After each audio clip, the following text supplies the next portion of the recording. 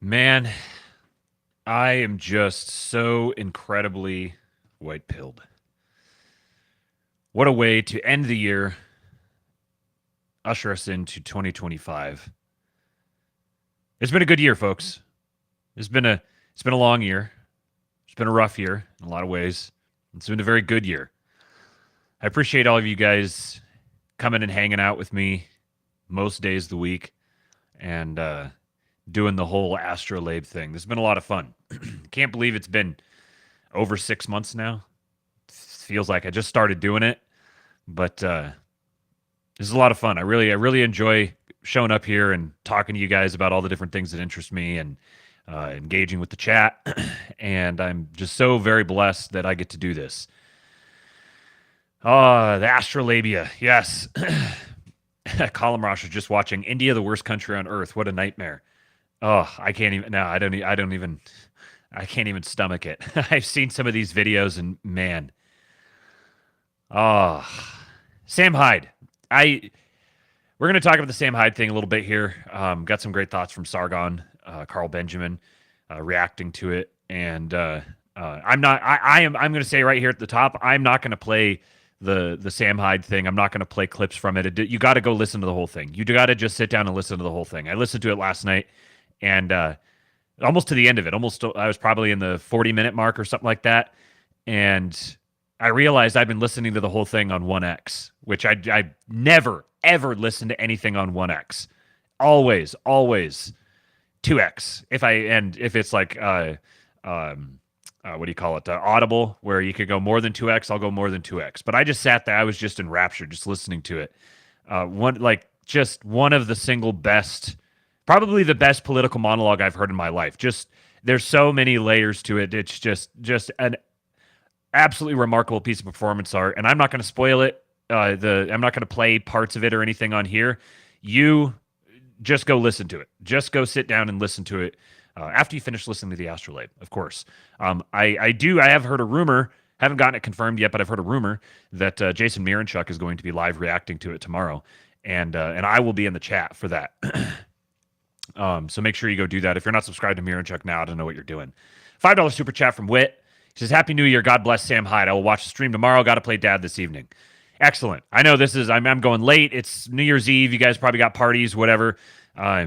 You tune in later on for this. But part of the reason I'm going live late is because I sat and did a lot of thinking this afternoon. I wanted to measure the takes that I have on some of this stuff, and I want to end the year on the right note. So I appreciate you guys being here. Do me a favor, hit the like button before we get started, and we're going to take off. Taylor Brown, hope you all had a Merry Christmas. Likewise to you, buddy. And Happy New Year to everyone. I'm a homebody with New Year's Eve nowadays. I don't remember the last time I did a New Year's Eve celebration. I just go to bed early often. I probably won't go to bed early tonight. I got some other stuff I got to do. But ever since I got a dog and the dog like freaks out about fireworks, 4th of July and New Year's Eve just haven't been nearly as much fun. But all right, okay, let's rock and roll here. Got to start off, of course, with a little bit of slop.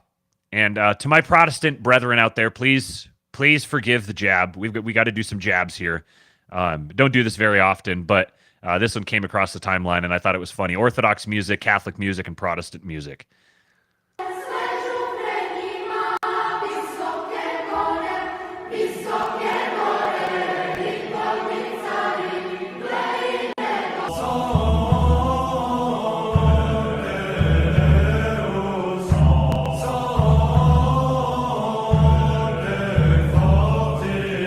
Jesus Christ is a nigga. He's a homie MCJC, you see. He's an honest, caring, peace-loving nigga like me.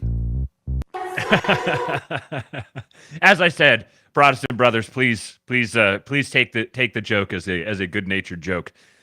Ryan Isaac says, taking the dog to midnight liturgy tonight to avoid the impending explosions. She'll be in the car. A couple of years ago when we were living in Southern California, I think it was I think it was for 4th of July. If my wife's in here, she could correct me if I'm wrong, but I think it was 4th of July. Dog just absolutely lost his mind. Just full blown, the meme of the dog from it's like a Vietnam vet that just completely lost his mind. And we were surrounded by just like in a war zone. And we wound up having to put him in the car and just drive around for a few hours. Drove all the way up to like Malibu and further up the coast up there, and drove all the way back. We were just driving around for a couple hours because having him inside the car was basically the only way we could sort of extract him from the PTSD experience. Even then, he hasn't been the same ever since. Someone, I don't know how this came up yesterday, but somebody reminded me of this thing that I posted 3.5 years ago. And the group chat was we were having a grand old time with this yesterday. Imagine getting doinked in the mug by a frying pan wielding chud with a dart hanging from his lip and then having it immortalized on the internet. Murder Jesus Christ. You're going to put Doink! Doink! Doink!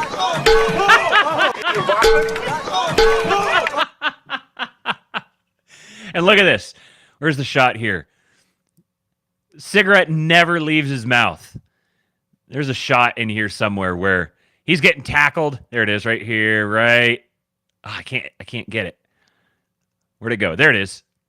He's going down, cigarette in the mouth. And it turns out someone pointed out, it actually isn't a frying pan. If you look here closely, it's a helmet. I have no idea how this made this sound. Just incredible. I think this was Battle of Berkeley. This is the good old days. And then for leftists, this is considered a warrior's death. Mr. Miranchuk himself says, "Come to my house uninvited, and this will likely be the same result. Fuck around and find a clunk." And of course, the internet being the internet, they had to make this is the immediately obvious edit you have to make for that.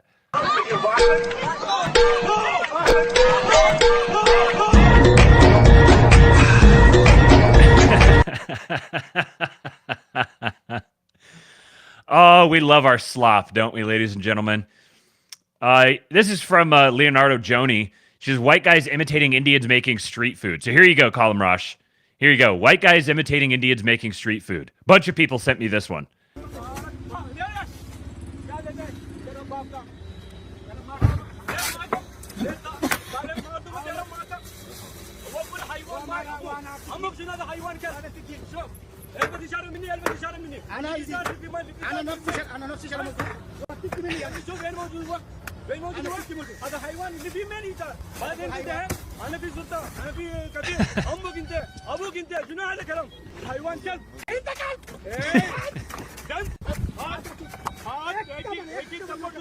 I want to know where they got the backing sound. Did they just have a video of actual guys making Indian food playing?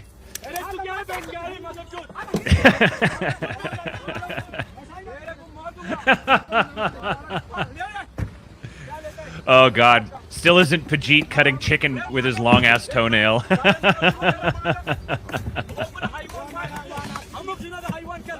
Oh, this is art. They got the guy just sitting here in the back just watching.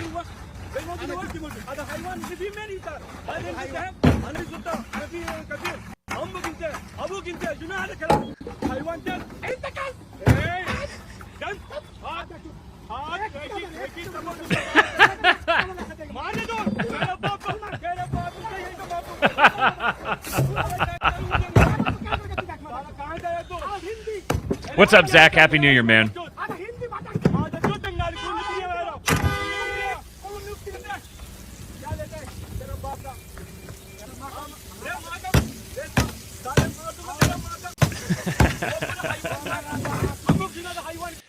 Screwed up Texas says Matt still hasn't played my Indian #1 music video. I DM'd him on Texas, or on X. Send it to me again. Let me see if I can. Find it here. For whatever reason, X on the desktop has been really, really slow getting into DMs. Let me Let me find. If you can, tag me in it again, and I'll play it. I'm scrolling down here. I get a lot of DMs, so I can't find the conversation. But send it to me, and I'll pull it up. In the meantime, I guess I don't know. Is this related? You guys let me know. Is this related, or is this a different note? This is from CCP as asshole on Twitter.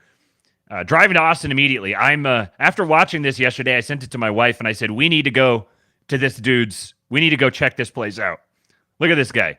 What's up? What's your name, sir? I'm Sam. Where you grew up? Austin, Texas. How long you been out here? 49 years. So this is your spot right here? Everything mine. We heard that you turned down $5 million for this spot. What would you give up for $5 million? He made it clear he wanted to stay for the community. I turned down $5 million. They came with $8 million. If they come with $20 million, I'll be all right. I'll get out of here then.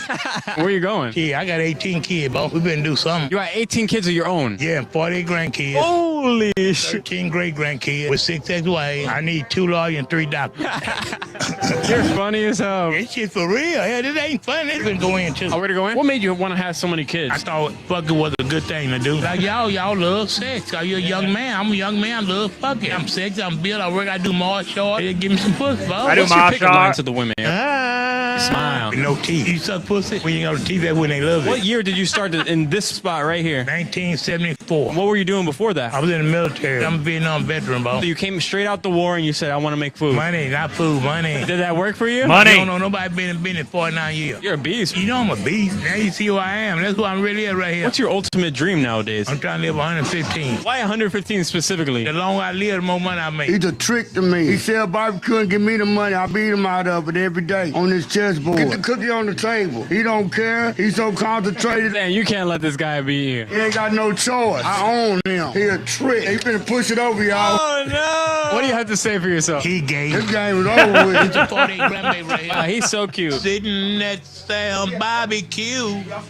wasting time. I like this spot. Like it. This is the real G right here. I got my life in order. Why you keep saying that? When I was in prison, I had to get out of prison, get my life in order. What'd you do? I was a drug dealer. Or what? Not no drugs. I had too many kids. I had to start doing something to take care of my kids. I made $34,000 a week. Well, I hope you saved some. I buried $5 million. I'll cut that out. I don't care what you cut out. I ain't gonna lie. They know what you do, Bo. I'm lead singer for the lady. You hear a little son? Yeah, you can. If I had to cry to keep you, I don't mind weeping just to keep you by my side. Please don't leave me, girl. How you mean you 54? Why they call you 54? I ran big coat touchdown in high school. Hey, man. Pick them 2 plates. Try rib and chicken. You be all right. Sam's daughter owns a daiquiri business connected to this shop. This would probably be so good with the food that we're gonna get. You're Brian's brother? I ain't gonna tell you that, boy. Soft like butter. You gotta try, Jimmy. And you don't even like barbecue. I don't like barbecue. Now let's get barbecue. Always good barbecue. You don't need no teeth to eat my beef, which is true. That shit is so soft and so good.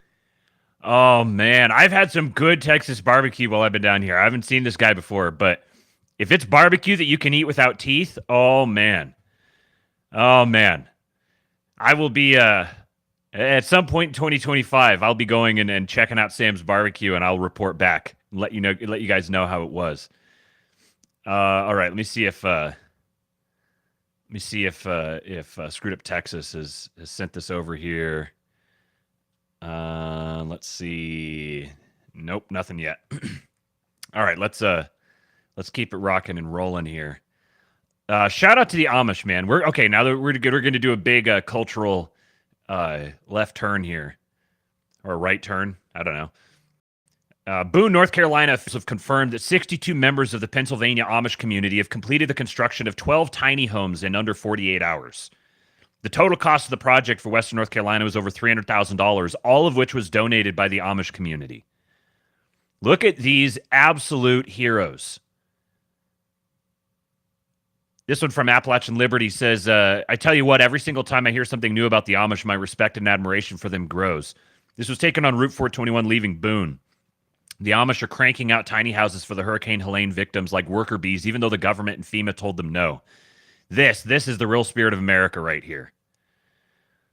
Look at these absolute heroes. Yeah, but whites can't do manual labor. Right. Oh, wow. Okay. Screwed Up Texas says, oh no, that is, let me see if I can find this here. I get so many DMs that I got to try to filter through them all. And it's really easy for stuff to fall through the cracks. So let me see if I can find this.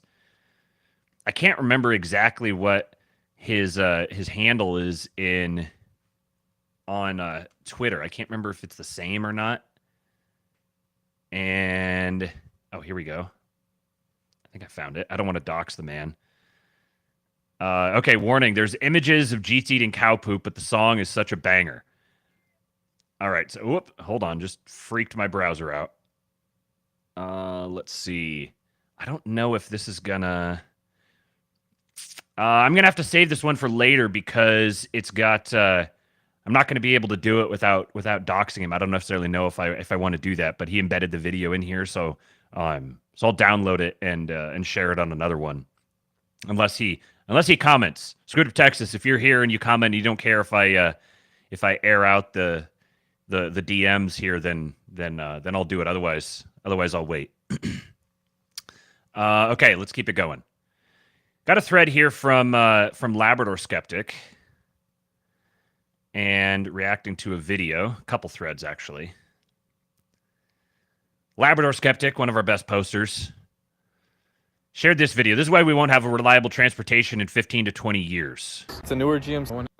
I got paid a crazy amount of money to come check out and fix this car, and no one else has been able to fix. It's a newer GMC with only 20,000 miles, but hold on, it's a salvage title, so they can't take it to the dealer. Well, basically, it will not start, and it just drains the battery. The only thing that bothers me is that several other mechanics or techs have looked at it and basically just abandoned it.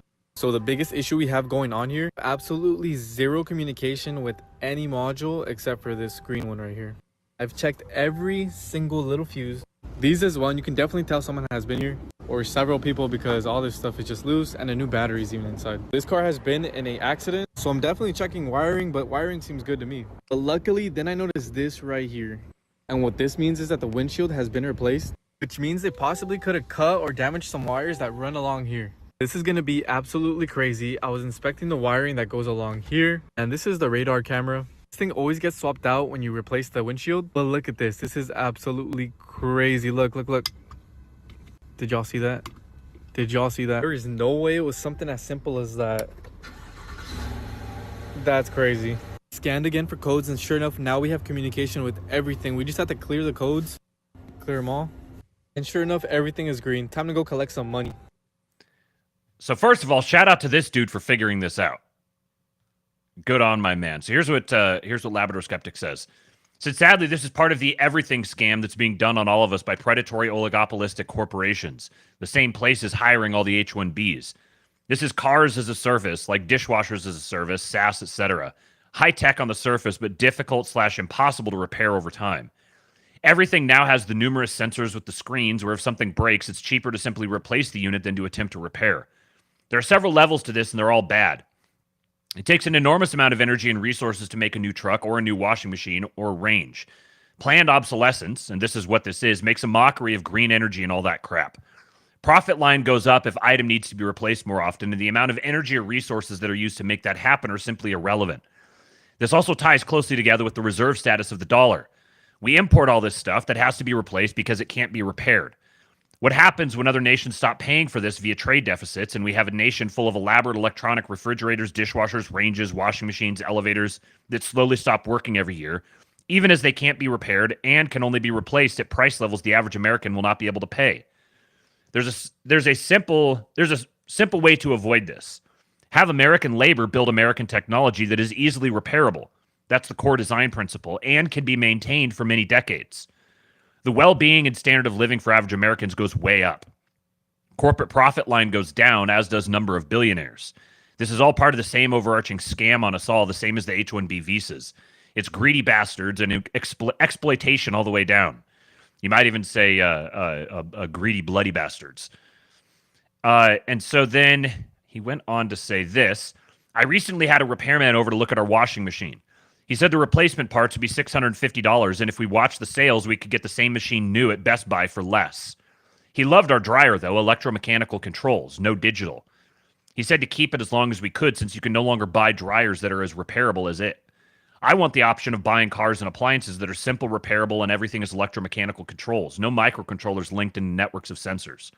And I'm going to add to this that I think is exactly right.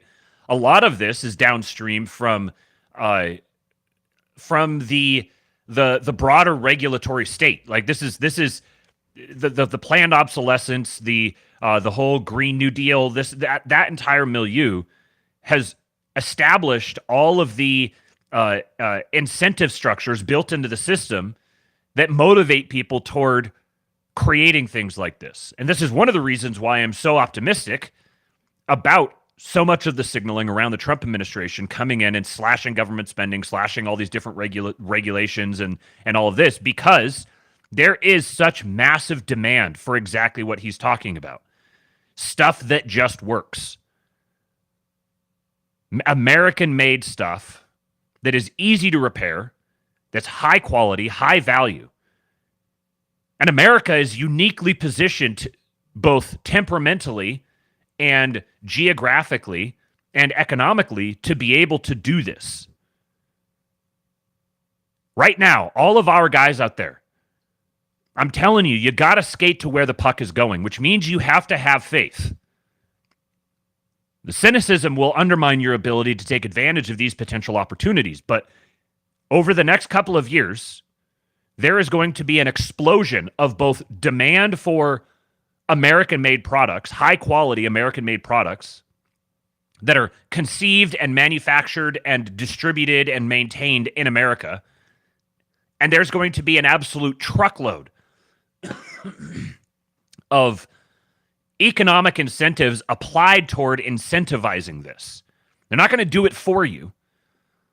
But any of our guys out there that are ready, that want to dive into a new industry and start making things, start making stuff in the United States. Anything made in the United States is going to have a massive wind behind it. Because all of the major economic interests have aligned themselves behind the incoming president and signaled this is what they want. They want to reverse the flow of dollars from out of America to back into America. Tom Luongo's thesis about American sovereignty over the dollar being exercised for the first time in, I don't know, a century. This is one of the reasons why I'm so optimistic about the future. We have the seeds are being planted for an absolute massive explosion of productivity and manufacturing and reindustrialization in the United States. The demand has never been higher. This is one of the great things about the bitter white pill, the hidden white pill inside the black pill, is that if you spend decades hollowing out the American industrial base and ostracizing American workers and incentivizing cheap Chinese crap, there's like little else that you could do to amplify demand for American stuff. American products made by Americans in America for Americans. Got to get out ahead of this. Start skating to where the puck is going. Entrepreneurship is going to be... there's a fire being lit under the potential for entrepreneurship in the United States. And it's time for us to embrace it. The chuds can own these industries.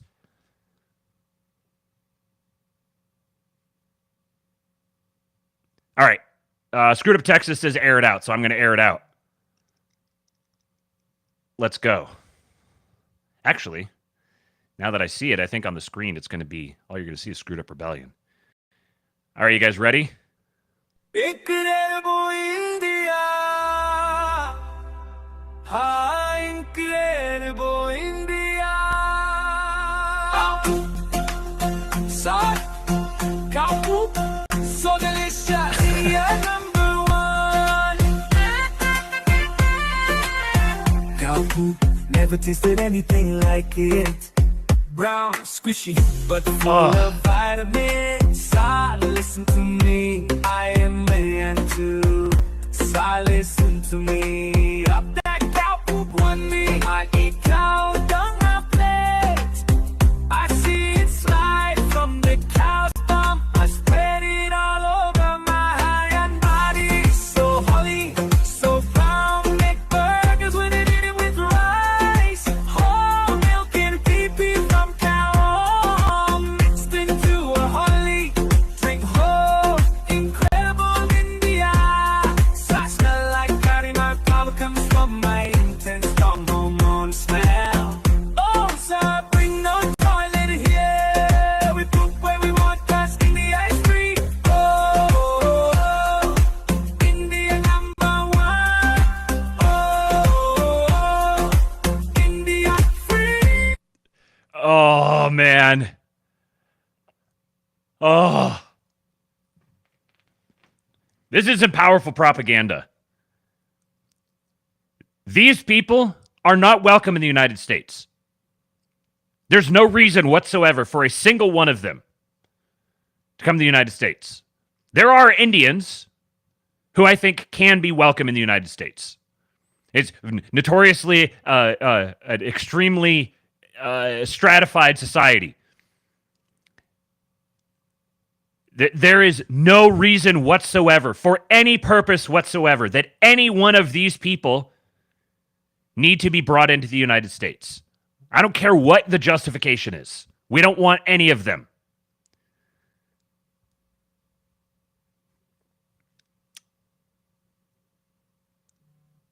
All right. Sam Hyde. Carl Benjamin. The first the first 7 words of this? One of the best single phrases ever typed. This treatise from @Wigger is genuinely brilliant. Just let that sink in for a second. This treatise from Wigger is genuinely brilliant. We live in such a great time. This is the episode here. If you're looking for it, from Sam Hyde @Wigger on Twitter. It's called Dear Elon. This is what Sargon says. This treatise from Wigger is genuinely brilliant and strikes all the correct issues of the time in a non-ideological way, which I do think Elon ought to take seriously. Elon is a great man of history, and he ought to take that seriously. One of the important points Hyde makes about competing with China, little spoilers here, is that you are competing against a slave society, and we are attempting to do it on their terms. That is, reducing our people to slaves and judging the victory as being on the terms of who has the most slaves. For some reason, it's never asked by our tech overlords why we might expect a society of slaves to defeat a society of free men. History is replete with examples of free men conquering slave societies, with far fewer numbers, because free men are themselves better quality than the slave, they fight harder than the slave, and they fight longer than the slave. They have a direct stake in the victory, and so they just want it more than the slave does. Whatever the slave societies are doing, we ought to do the opposite. Our free nature makes us tough, makes us active, and makes us hungry to win. Under this creed, there's never been a time where the Anglo world truly lost, which is why everyone speaks English, recites our political and economic ideas, and seeks to move into our countries. We are the winners of the last 500 years of world history over the slave societies because we were free. If we decide to go against this ethos and allow the advance of technology to sap the spirit away, then we will only reduce ourselves to their level and get beaten by their superior experience in slavery. Our victories have always been based on a fundamental good faith in the people we have. If they're not yet sufficient for the task, they will willingly make themselves capable by their own efforts. By contrast, the slave society is marked by an essential skepticism towards the quality of their own people, that they're not good enough and cannot be trusted to behave properly. Placing our trust in ourselves has never steered us wrong and made us the preeminent civilization since we burst onto the historical stage. We must understand the driving force that made us great, and we need to recommit to this faith in ourselves now more than ever. Hear, hear. And Ashley St. Clair there's been a number of people. This whole H1B dust up over the last week has been fascinating on a number of levels. One of them is the level of people like this, like Ashley St. Clair, who I am genuinely kind of indifferent to and don't find them to be all that insightful. I would put them broadly into slop account territory, who have been absolutely bang on so many of the rhetorical points in this whole issue. Also, shout out to this guy. Oh no, maybe this isn't the guy. There is a guy named Rooftop Korean who is an actual rooftop Korean. He says, so instead of turning our people into slaves, why not import slaves from other countries so we can continue to compete in the global market? The idea we can compete in the modern age against people who are just as smart but are willing to work 10x as hard, whose economies, education, and infrastructure have largely caught up to ours is naive. Here's why this issue is so thorny. And a large reason for this is because we live in a democratic world. We live in a world where people operate democratically because it's the water that we've swam in for so long. There are genuinely a lot of people who unironically, good faith, sincerely believe what he just said here. The idea we can compete in the modern age against people who are just as smart but are willing to work 10x as hard, whose economies, education, and infrastructure have largely caught up to ours, is naive.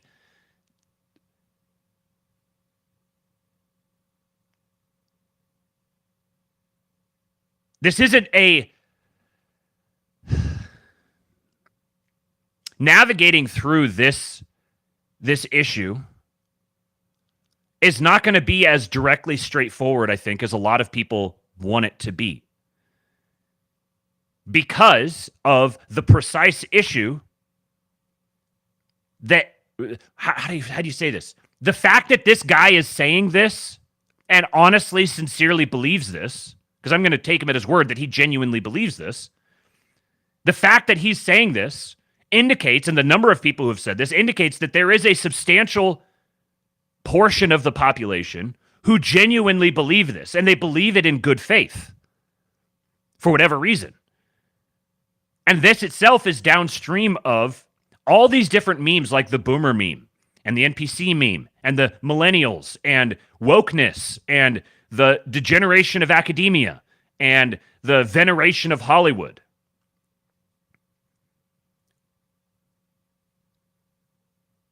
It's not fashionable, and I think for good reason. It's not fashionable right now to attempt to hear what Vivek Ramaswamy was saying in his tweet, his infamous tweet, in good faith.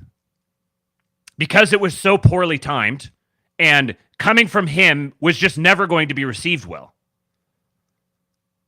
I was talking with Cooper and the Curse World Problems boys about this earlier, and I said, take the tweet that Vivek wrote. Strip your feelings out of it for a minute and just take it on its face. And imagine that in his mind, as he was writing it, he was imagining that he was writing to Antifa, to the like streamer culture, the Aiden Rosses of the world, the Bernie Bros, the I can't go out and work because I have anxiety people, the veneration of Hollywood people, the I want to grow up and be an influencer people.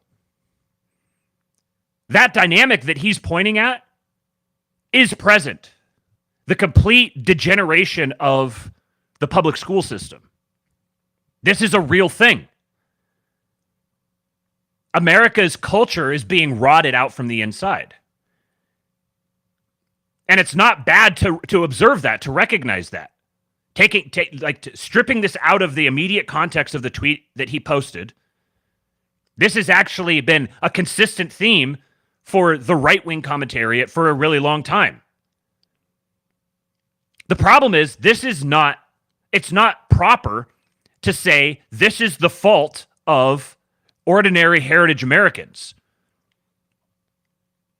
This is a failure of leadership. Now, that failure of leadership, to overcome that, the only way to overcome that failure of leadership is for heritage Americans to say, this is our fault.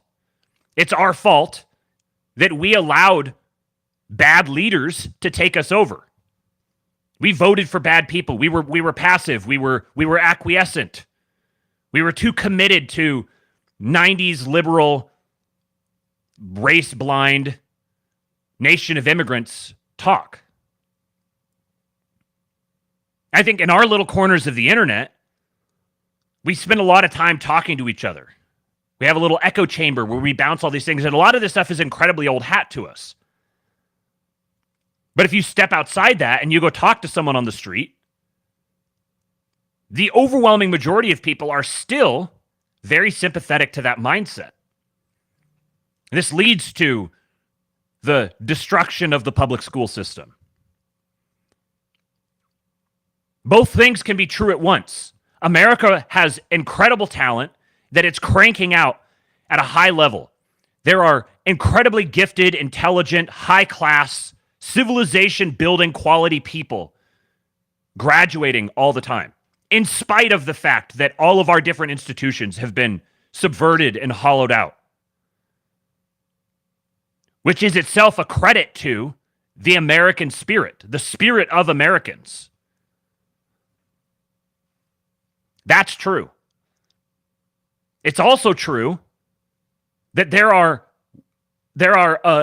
abundant numbers of kids who are functionally illiterate and innumerate, who are entering the workforce regularly with their minds rotted out by Elizabeth Warren and Bernie Sanders. Heritage Americans, white Americans who earnestly believe all these things. Antifa, Occupy Wall Street. All the memes about millennials being soft and not wanting to work and wanting participation trophies and yada, yada, yada, yada, yada. Those memes are real. The commodification and commercialization of American culture, Americans just being held in thrall to, I almost said the slop, but as a slop appreciator here, I don't want to denigrate the slop too much, but I think you guys know what I mean. Like there's the good slop, and then there's the bad slop,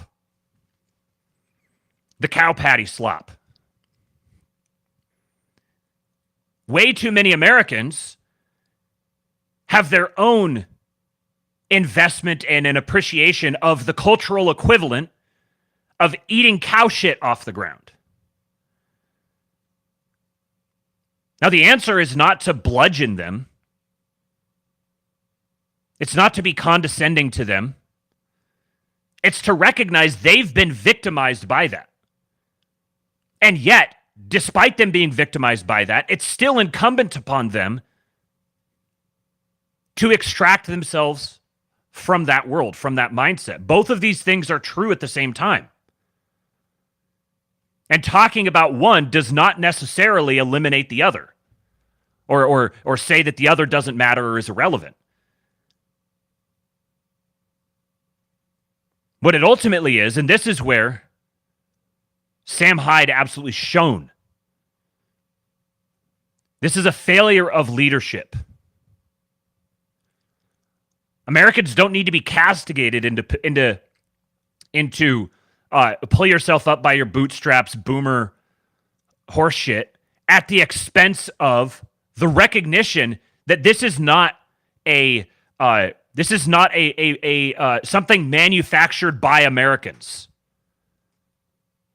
It's not representative of the American spirit. It's representative of how the American spirit has been subverted and hollowed out.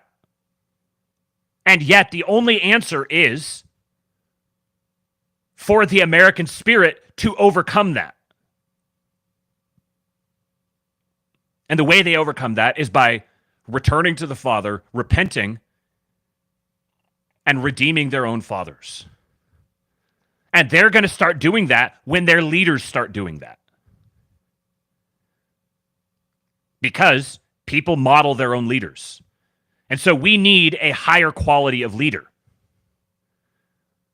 In order to get that higher quality of leader, we have to ourselves begin being that higher quality of leader in our own way.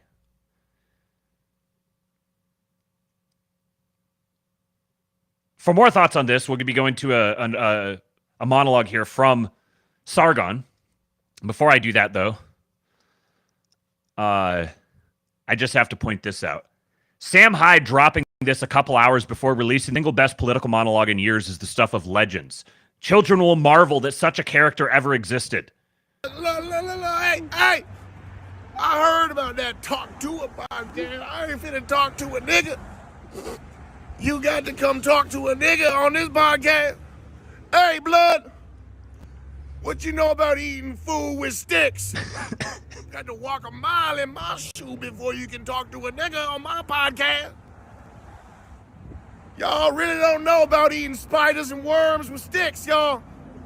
Hey, what these young boys walking around here know about eating worms and spiders with sticks? Y'all don't really know about shit. Y'all really ain't know about shit. Chris Lynch, I call you CJ. You no longer Chris, that's a white name. That's a white person named Christopher. Christopher. You're like Topher, like Toby Maguire. Who's a Tobuscus? You're like Tobuscus over here. I'm gonna call you CJ. That's your name from now on, young blood. CJ, get this man a blunt and some liquor. That's my boy CJ over. Hey, this is my boy CJ. He ain't white. That's the blackest man I know. I can't want to go talk to a nigga on my podcast. Really? All right. I said last night that I think Sam Hyde has the potential of being the most important man in America in 2025. I hope he's up for it, and I think he is. I think this monologue that he did, not that video, but this monologue that he did, in a lot of ways struck me as a coming out party. A lot of people are going to find out who Sam Hyde was, who've already found out who Sam Hyde was, who didn't know who he was before. And he speaks for the under 50 white man in he scratches an itch in a way that no other person can. The millennial in me wants to break down all the different levels of irony and it's just such brilliant performance art, but it almost feels dirty to get into it. I don't want to do that. You just have to appreciate it.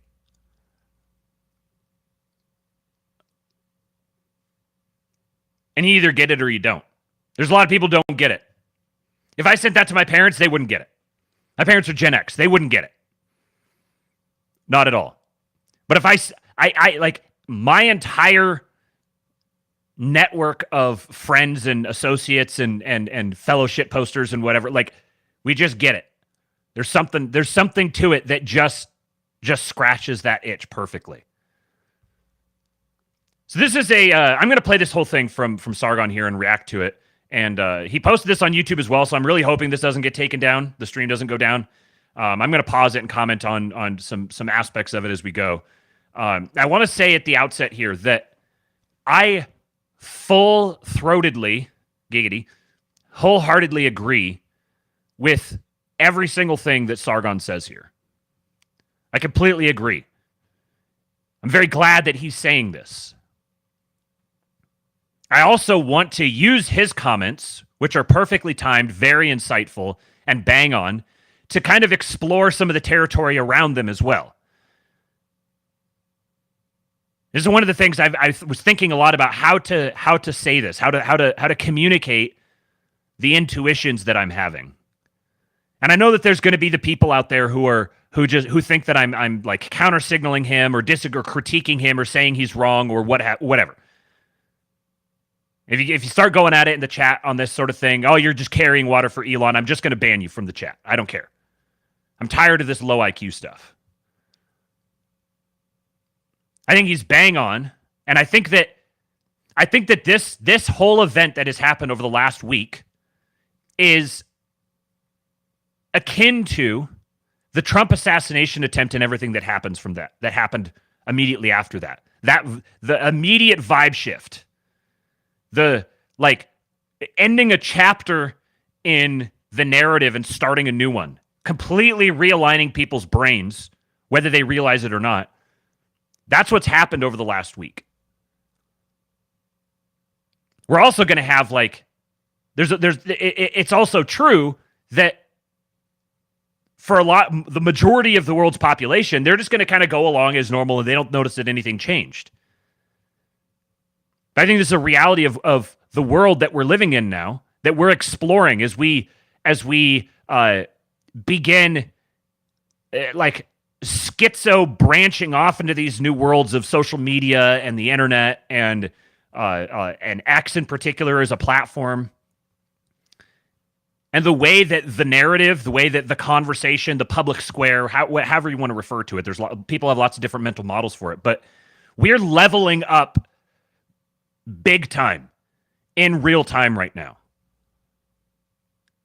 And I think it behooves us to be able to detach and view all the different moving parts that are happening at the same time and take in the whole picture. Like, you have to be able to drill down on a particular subject, understand the nuances of it, and then pull back out and look at the way all these different subjects are all connected.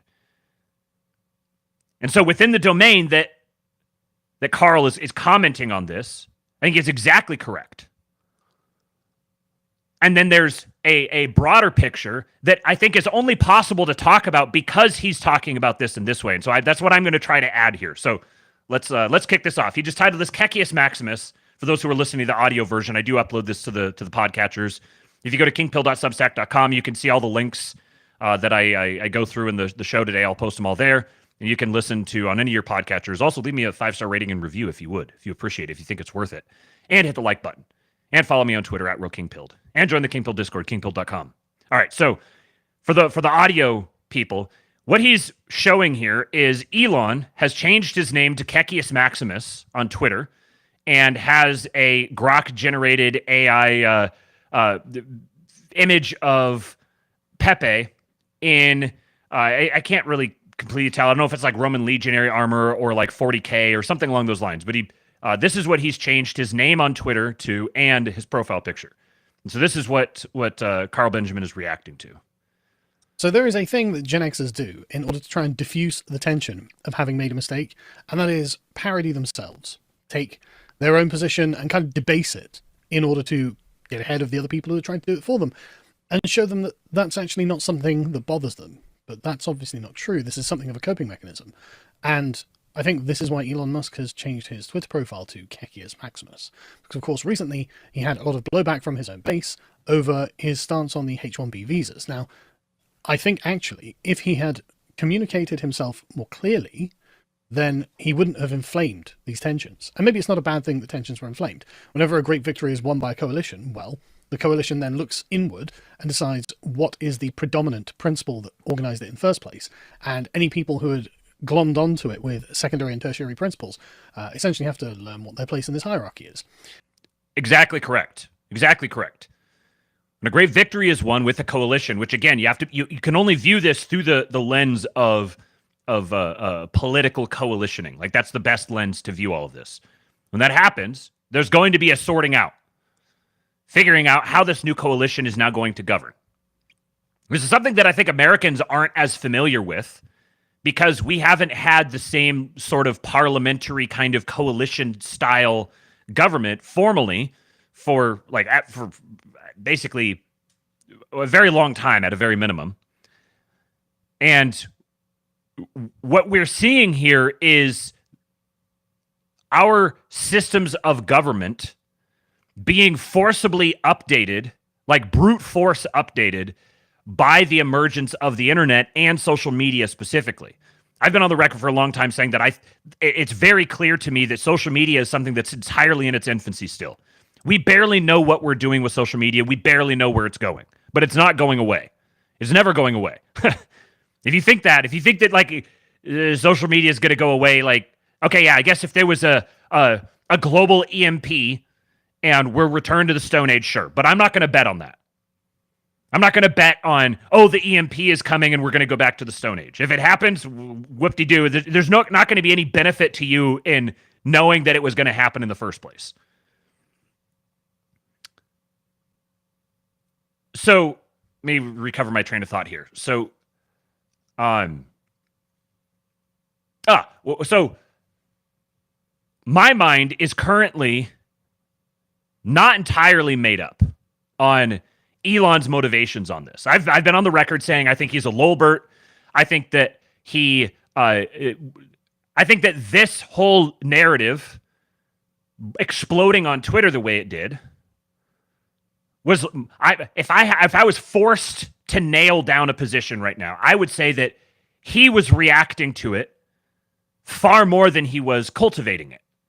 But I can't rule out the idea that it was intentionally cultivated, because you guys are probably familiar with the phrase, a system is what it does. In this case, what has been the consequence of this big blow-up? The consequence of it, if Elon hadn't completely spazzed out like he did, would this issue have exploded the way it did? Would the conversation on legal immigration have been wrenched so hard in our direction if he hadn't played dumb? That would be the alternate explanation here. He played dumb. He intentionally cultivated this. Because I shared on the show yesterday the statement that he's making in the German newspaper about the necessity of Germans maintaining their culture. Germany for the Germans. He's also talking about Tommy Robinson and signal boosting him. As good friend of the show, Josh Hamm, said to me, he said, it beggars belief to think that Elon understands nationalism there, but doesn't understand it here. I think that's a very good point.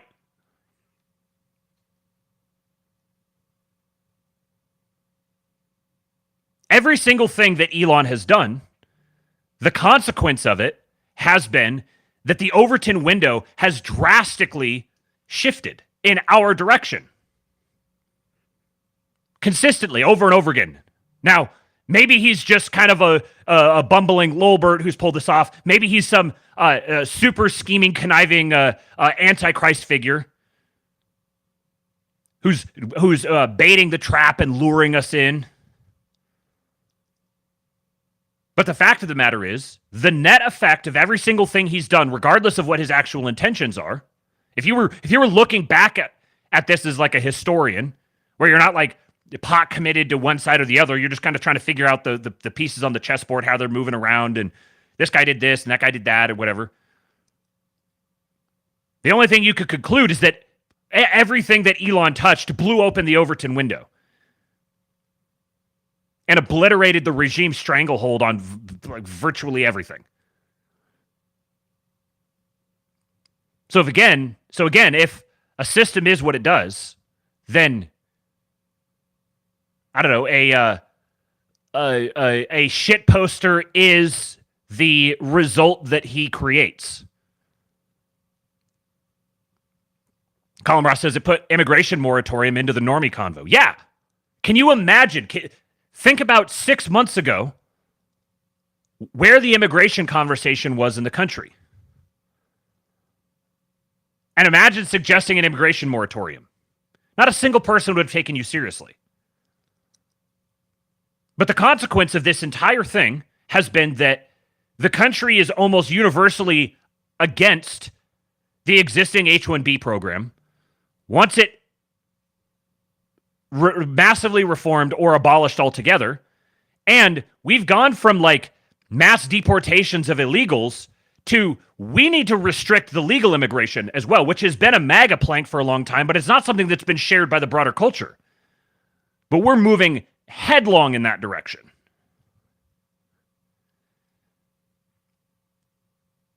So I think his assessment of the way Gen Z will kind of like make a parody of themselves when they step in it, this is absolutely the part that Elon is playing. But I'm unconvinced one way or the other, whether it's intentional or unintentional. And either way, the net outcome is the same. And I think that Elon, who was trying to do that, had actually suffered something of a reverse here. Because actually, the nativist sentiment within the MAGA base was stronger than the sort of Republican, free marketeer, 90s liberal sentiment actually. And Musk, I think, stepped on this bear trap. And I think this is a way of essentially deflecting from it without having to properly address the issue. Now, remember right after the election when the news came out that someone was saying, oh, Elon had this, like, I think Joe Rogan was saying Elon had this app that told him what the election results were going to be in at a time. People got all about it. And he was just like, yeah, I was just talking to my people on the ground and whatever. He had his kind of his throwaway. And maybe that was true. I don't know. But when he purchased X, it was well acknowledged by anyone who knew what they were talking about that this was a data gathering endeavor, among other things. Are you going to try to tell me that Elon did not have his finger on the pulse of the MAGA base, even though he's obsessed with data, went way out on a limb to acquire this data gathering mechanism, but then he just didn't know that this was what the MAGA sentiment was? Maybe. It's possible.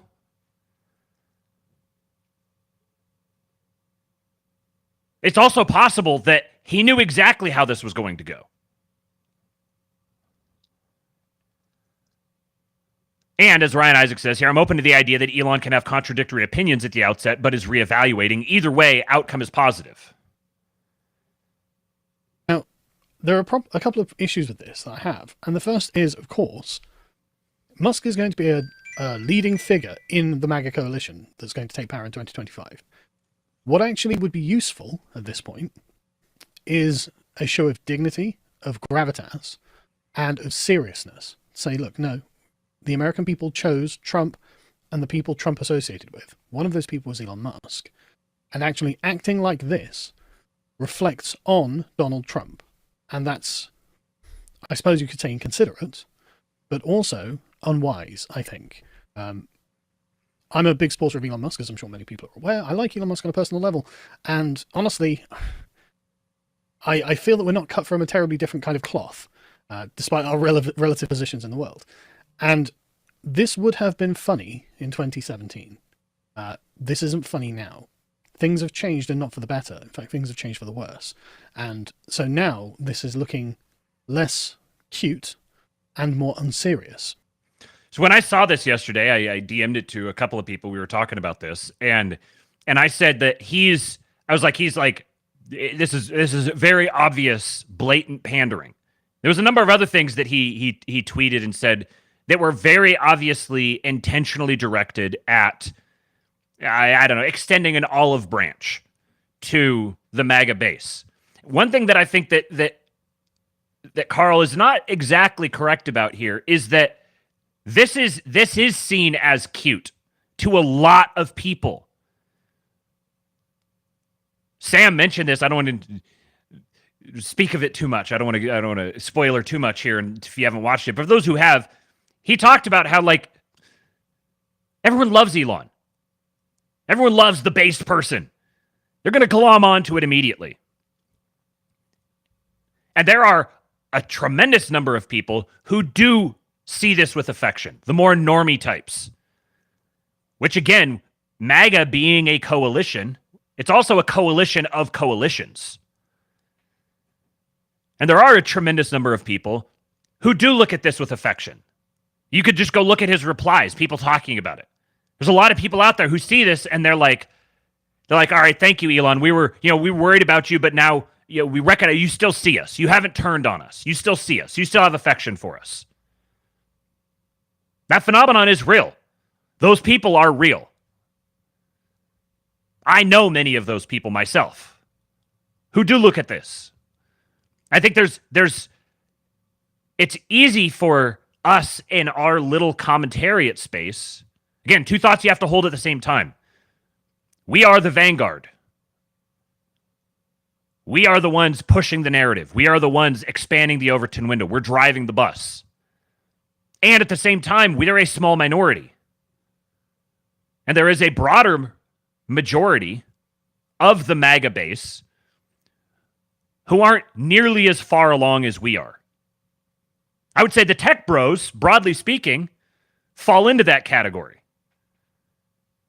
The Silicon Valley Trump supporters, and not just like the CEOs and the VCs and all that, but just kind of your rank and file, white guy who works in tech and thinks Elon is the best and drives a Tesla and whatever. There's millions of these guys out there, and they do genuinely look at this sort of thing with affection. And honestly, I think is not hitting the right cultural beat. It is not demonstrating a finger on the pulse of the cultural zeitgeist. It is demonstrating a kind of fear of stepping into a role that Elon himself campaigned for. He did join the MAGA coalition to be the representatives of what the authentic and good and true version of the United States would look like. And so being self-deprecating and demeaning to oneself, actually, I don't think is the right way to go about this.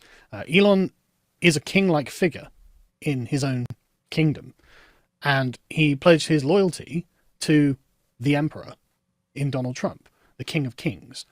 And this was a good and noble thing to do. Elon stood for what he thought was right, and he has done it. And now he's found himself in conflict with a bunch of the emperor's most loyal soldiers. And I think that he did come off the worst for it. And I think a lot of this is to do with the fact that it's not really natural for anyone to have 200 million people who can see their every word and follow their every act, right? That's not normal. Elon, I think, is probably the most followed person on Earth. I mean, maybe there's someone in Asia or something who has more, but in the Western world at the very least, I can't think of anyone who has more followers than Elon Musk, especially with the amount of political clout that he has. And I think Elon is used to the veneration that comes with this and his position, because he's accomplished a lot and he deserves to be well thought of for all of his accomplishments. And again, I say this as a well-meaning supporter of Elon. I think he might want to spend less time on Twitter, because I think the backlash towards the H-1B visas and that scandal, or the controversy of it, I think that it looks from the outside like it's been difficult for him to handle, because dealing with hundreds of millions of people following you, and God only knows how many of them were on him about the H-1B visa dispute. That's not an easy thing to do. I mean, I've been on much smaller scale ends of these things, and they're not easy at all. They are tough to deal with. And if you just scale that upwards, I can see why Elon would use this as a kind of defense mechanism of that, and say, well, look, I'm just the jester. I'm just going to play around, have fun, play my video games, and make the media write stupid headlines like Kecius Maximus. It's like, okay, that's great, but actually I don't think that's what the moment calls for. And I think you're actually nervous about stepping into the role that you have, which is a more almost like patrician role when it comes to dealing with the issues that the American people face. And I think the most important one to stress is this is about the American people. MAGA was a nativist movement before it was anything else. That doesn't mean it's a racist movement. That doesn't mean it's an exclusionary movement. That does mean that primarily it is for the American people themselves, as a tribe, essentially. And it's in conflict, it's an ideological conflict with the undergirding principles of the tribe that I think Elon's found himself in this position. And I like I said, I'm a big fan of Elon. He brought me back to Twitter. At the time of writing, he has monetized me on Twitter, which is incredible, right? I love a lot of the stuff that Elon has done. I like his culture warring up until this point, telling Disney to go F themselves. Superb. Like, I'm totally on board with all of this, because all of these show a kind of nobility, a dignity, and a willingness to stand on point.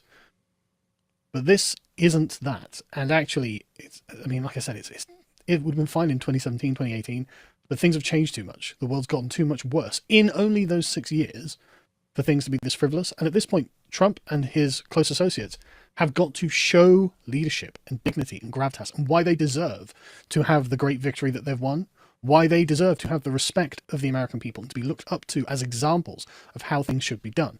Weirdly enough, watching this sort of kingly figure turn himself into a jester, and it's one thing to be a kingly figure and have a playful personality, that's fine. And in fact, that's one of the reasons that a lot of people really like Elon Musk, right? So one of the reasons people really like Elon is because of his playful personality. But there's a distinction between being playful and slightly self-deprecating, and then being embarrassing and doing something that people don't want you to do because now they have to feel embarrassed of you.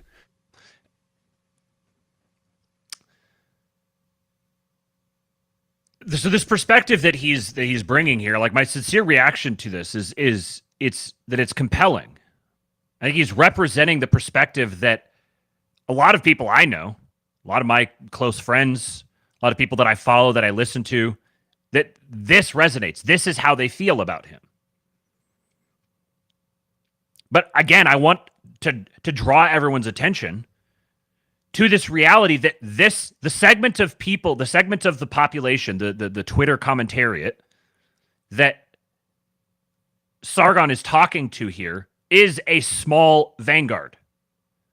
The broader population, as Nephilim said here in the chat, like, broader population isn't even aware this is really happening at all. And then there's a smaller subset of that population of people who have been onboarded to MAGA with the last several months.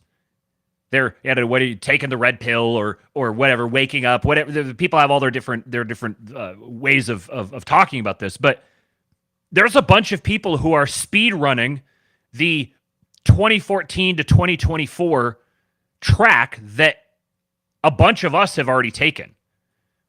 And this is the thing, is there's a whole bunch of us who took this track from 2014 to 2024, who all found each other because we were like, wait a second, we're completely out of step with all the rest of the population. We're totally out of step with them. Our minds are blowing up with all these new. Everyone kind of had their own little angle at this, but I came through the anarcho-capitalist to NRX to monarchist sort of. I mean, the show's called King Pilled. Like that's the angle that I took through this. A lot of people took the same journey. But now, what has happened? The significance of what has happened over the past 6 months is that a much larger segment of the population is now speed running this arc. They're lagging behind us. And having people like Elon come out as a Trump... Think about right before Trump, like the day before the Trump assassination attempt, the first one. There was lots of these stories about like, there was reports Elon is going to be giving money to Trump, and Elon's like, no, I'm not giving money to anyone. I'm not voting for anyone. And I was like, he's very obviously wants Trump to be elected. It's just a matter of time before Elon endorses Trump. And then someone took a shot at Trump, and within minutes, Elon tweeted out his full-throated endorsement and went boom, just full-blown, scaled up the whole get out the vote effort. And everything has just been kind of a blur since then. And in the meantime, you've had the Maha movement that has appeared. You've had this Silicon Valley MAGA coming out party. Those things overlap a lot. And suddenly, Trump has gone from like outcast within the Overton window to squarely in the middle of it. Everything just shifted almost overnight. His approval numbers are skyrocketed. And so there's a whole bunch of people who are psychologically in 2017 right now.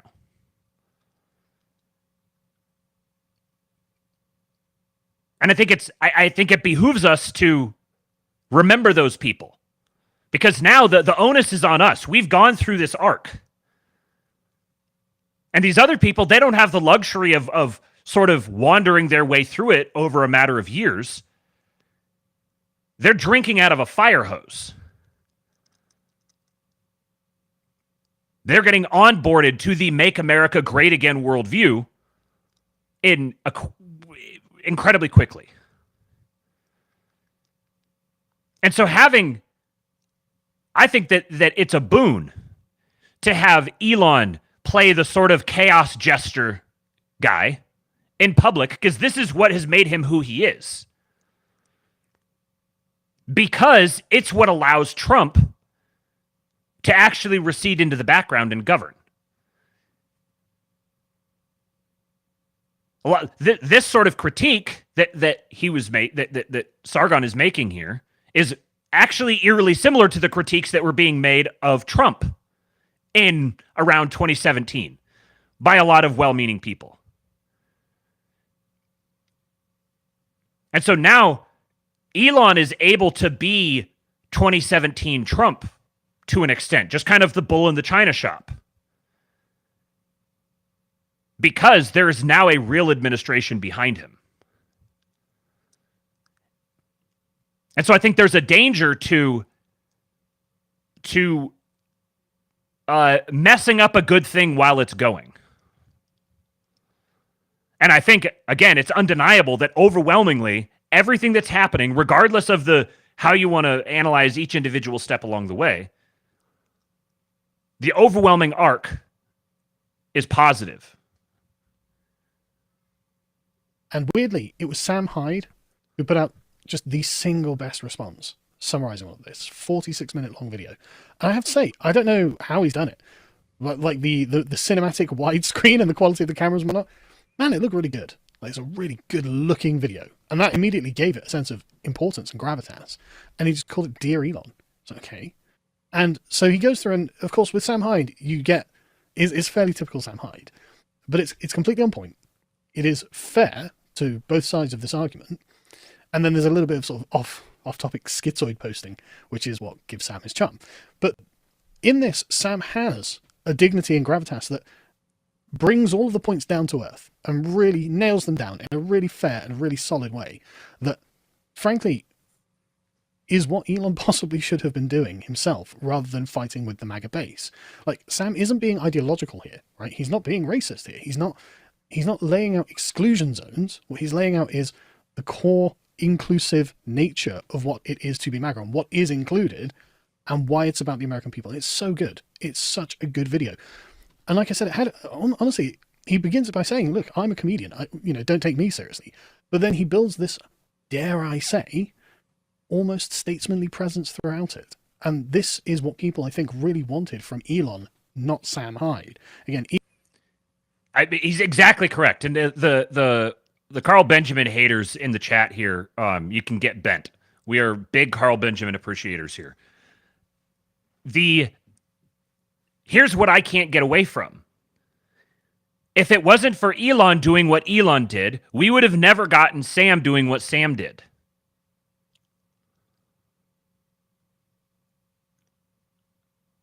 I'm not trying to say, oh, Elon planned on doing all of this so that Sam Hyde could have this great counter to him.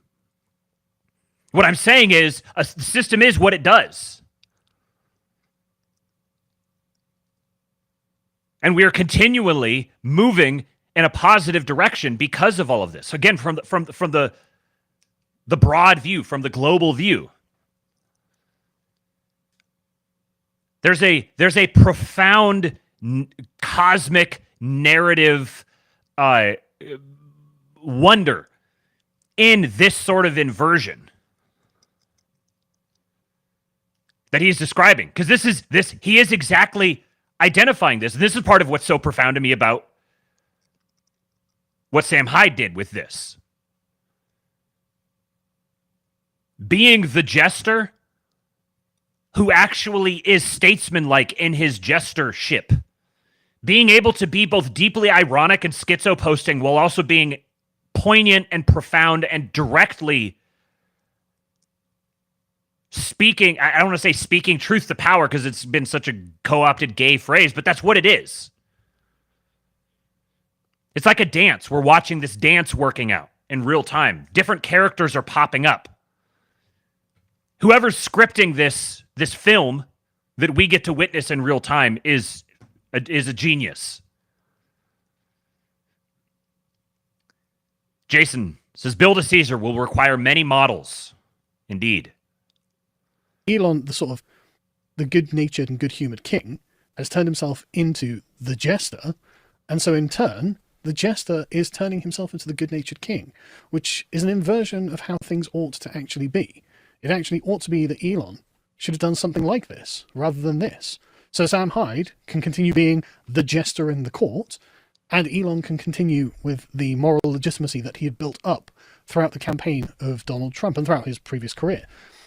And I think, essentially, what this all comes down to, what underscores all of this, is the nature of what it's going to have to be moving forward. There will have to be a kind of seriousness about the American right in future, because ultimately, you are trying to set the order of other people's lives. Right? You're trying to set the rules which will govern an entire nation of people and tell them what right and wrong is. And this is why Sam Hyde is giving a very serious talk in his leather chair. And it shouldn't be needed because Elon Musk shouldn't have absconded the position. Right now, you could say, well, is it Elon Musk's job to be a moral legislator? It's like, well, yeah, kind of, actually. He has been a lot up until this point, and now he's kind of absconding the moral authority he built up there. Here's where I don't agree. I don't think that Elon has been a moral legislator, and I think part of the reason why this whole thing blew up the way it did is because of people thinking Elon was something he isn't, or wanting him to be something that he's not and he's not going to be. And I also don't agree that there needs to be this somber seriousness about the American government, a right-wing, MAGA, Trump American government. I think one of our greatest strengths is the schizo posting, the 4chan meme warfare, the lightheartedness.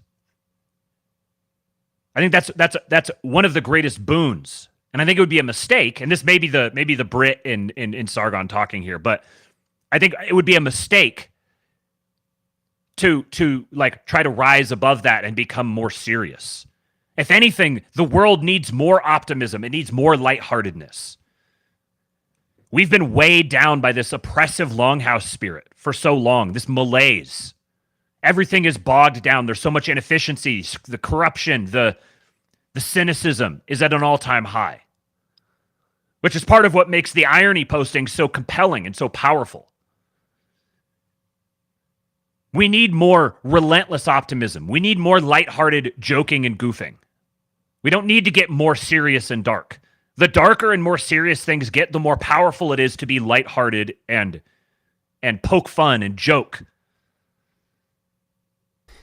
And should it be Sam Hyde who's doing this? Well, no, it shouldn't be Sam Hyde that's doing it. It should be Sam Hyde. Why did he feel the need to do this? Well, because he could see a lot of things were out of line and he wanted to put them all back into line and say, look, no, this is what it is. It's not all of this scattered nonsense. And Elon, I think, could have done that and should have done that. And ultimately, I think that what this really is the moment at which the MAGA movement, I mean everyone in it, from the hard right types to the sort of globalist internationalist types who somehow found themselves in the MAGA coalition, and everyone in between, it's time to understand that this is a movement that's come to maturity now, right? This is a movement that is now given the keys to the kingdom in the United States. It's got the House, it's got the Senate, it's got the presidency, it's got the courts, Supreme Court, it's got the culture, right? It's got everything. MAGA has won everything. And so now is the time to think broadly, deeply, and for the future. Remember, this is no longer about Donald Trump. This is no longer about Elon Musk. This is no longer about any of these. This is about everyone else and what you guys can do for them, because this will define your legacy going forward. People will remember what you did. And just going back to Elon Musk, this here, the spirit of what he's saying here, I think it's very well said. I'm glad that he's saying this. I think this point of MAGA coming to maturity this point is very well taken. We do need to begin thinking really seriously about these things. Recognize the state of play is one of the concerns I expressed. I can't remember if I said it on the show, but I know I expressed it privately to a number of people prior to the election, was that once Trump is elected, there's going to be this phenomenon where we as the MAGA base have identified ourselves for so long as the people who push against the closed doors. And what happens when suddenly the door is open? You've mounted all of this focus and pressure and energy on pushing against the doors that people are trying to hold closed in front of you. And then suddenly those people, they vanish and you fall through, you're pushing on an open door. Well, what do you do now? You get this big dispersion of energy. What do you focus it on? How do you channel it? How do you prevent yourself from just kind of oh, well, we accomplished what we were trying to do and now we just sort of spin off in our own different directions? We need the shit-posting spirit. We need the lightheartedness. We need the jesters. But we also need to be serious. We need to take ourselves seriously. We need to take ourselves seriously without becoming too serious. This is part of statesmanship. The MAGA movement began, in large part, the base of it was the meme warfare. Kekistan, all the memes, it was the silliness. This is why nobody took it seriously. But it was like the raw masculine American spirit.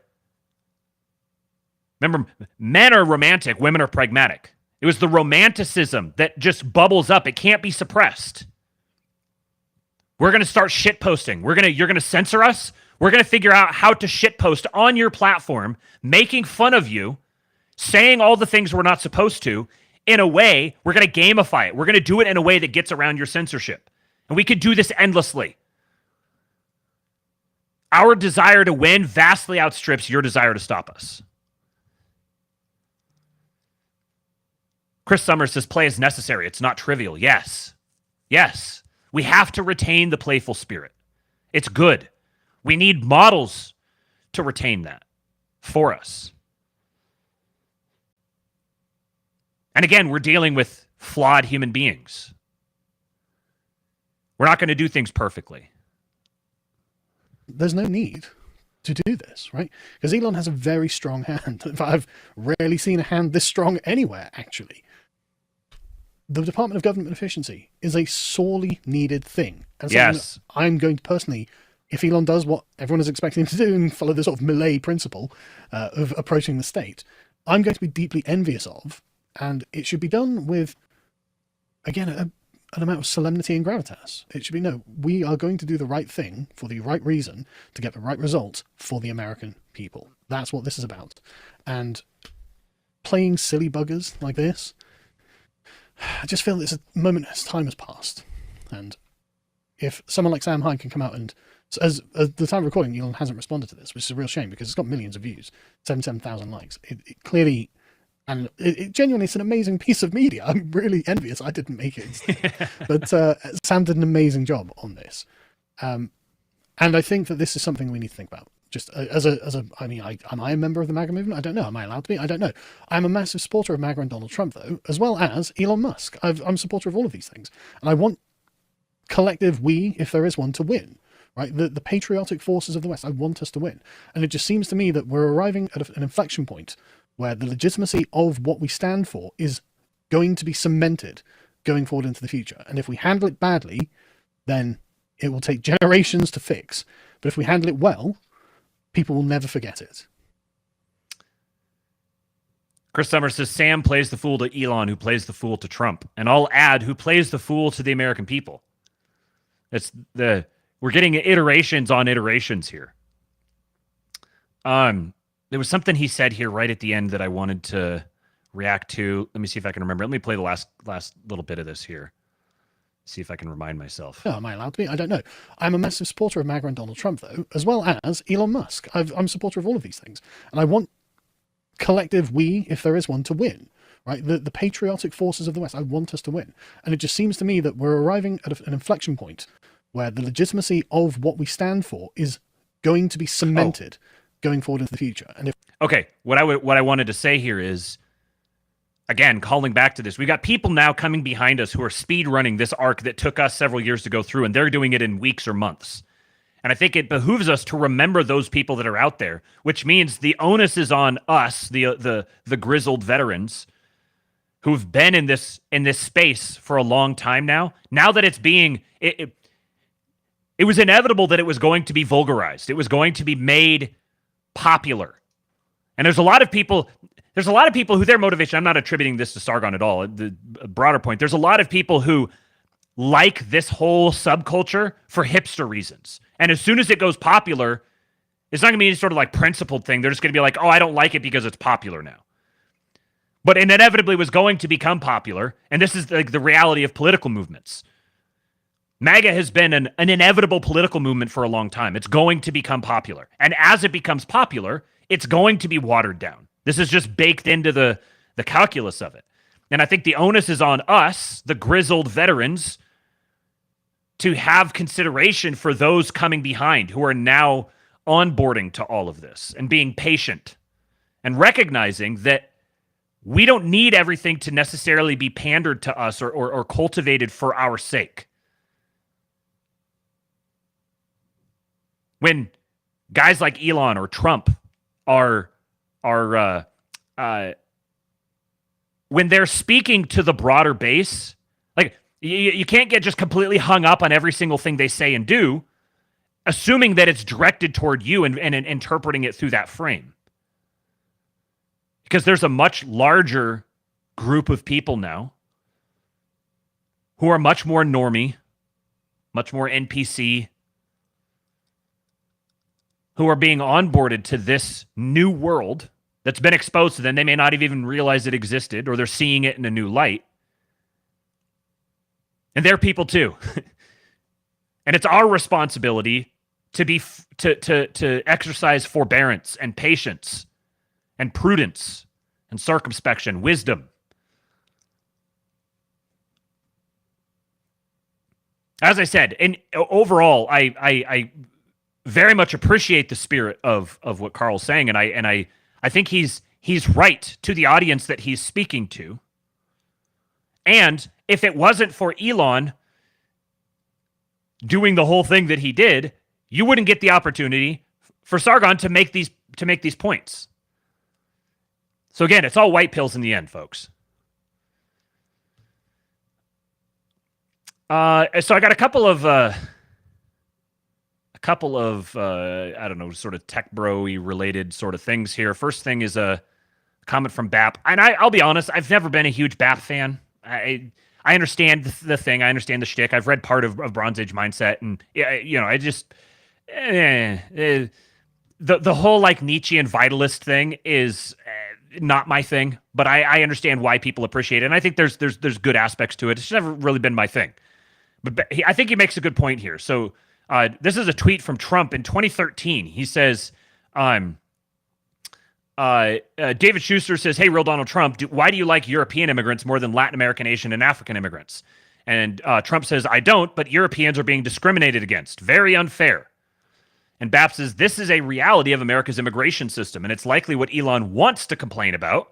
The rare talents and tech founders he has in mind are Europeans or Russians and Russian Jews, but he's A, too mired in libtard Silicon Valley culture to be able to say it, and B, his self-interest is bound up with H-1B cheap labor program, which is a very different concern than, say, a talented Danish scientist having a hard time getting a visa extension or residence in the USA. By the way, be thankful in New Year for Trump and his win. Think of if any other possible president, including any Republican, would have the courage to have said something like this on record, although it's defensible on traditional liberal grounds. Reminder again that a lot of the chimp out from tech dorks this last week had nothing to do with elite and IQ. They're not stomping and wouldn't for Dutch or Norwegian top scientists to come over. They're stomping for increased mediocre migration from countries with low average IQs. You're a scab, labor fag, and sweatshop grinder from 1905. You're not elite. And again, I'm going to diverge from him a little bit in this. There are these tech dorks there are the people out there who do believe this, who are chimping out about this. They're absolutely out there. There's also a huge swath of them who are not out there, who are actually would much prefer things like Dutch or Norwegian top scientists. And as Jason has pointed out, he's been tracking everything happening in Germany. And as the European sovereign debt collapse explodes into a massive forest fire in 2025, keep an eye on how many of these European scientists and engineers get sucked over into the United States.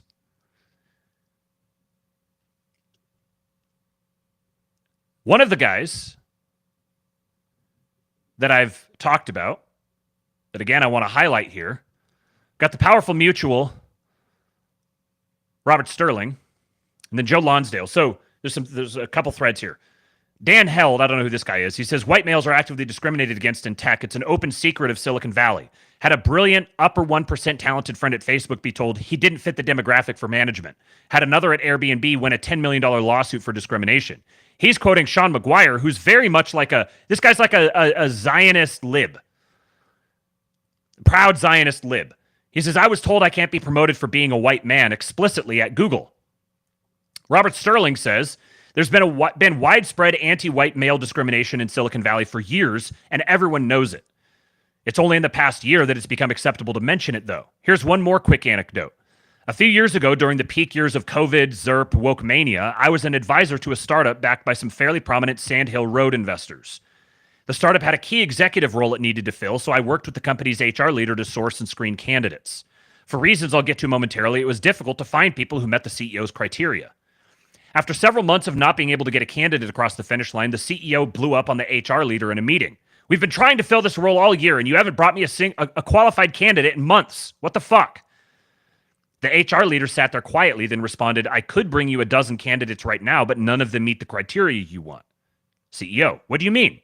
HR leader, "You specifically told me to stop bringing you white male candidates, so I stopped sending you them." The CEO looked stunned. "I mean, when you put it that way, it sounds really bad." The HR leader shrugged. "Yeah, you're really not supposed to say things like that." The startup eventually closed down, in part because they never found anyone for this role. I can't and won't disclose the name of the company or its industry, but the investors here were household names in Bay Area tech circles, and the dollars raised were meaningful. This type of discrimination occurred across the industry in the 2010s through 2023. And if Elon hadn't purchased Twitter and Trump hadn't won the election this year, it would probably still be happening.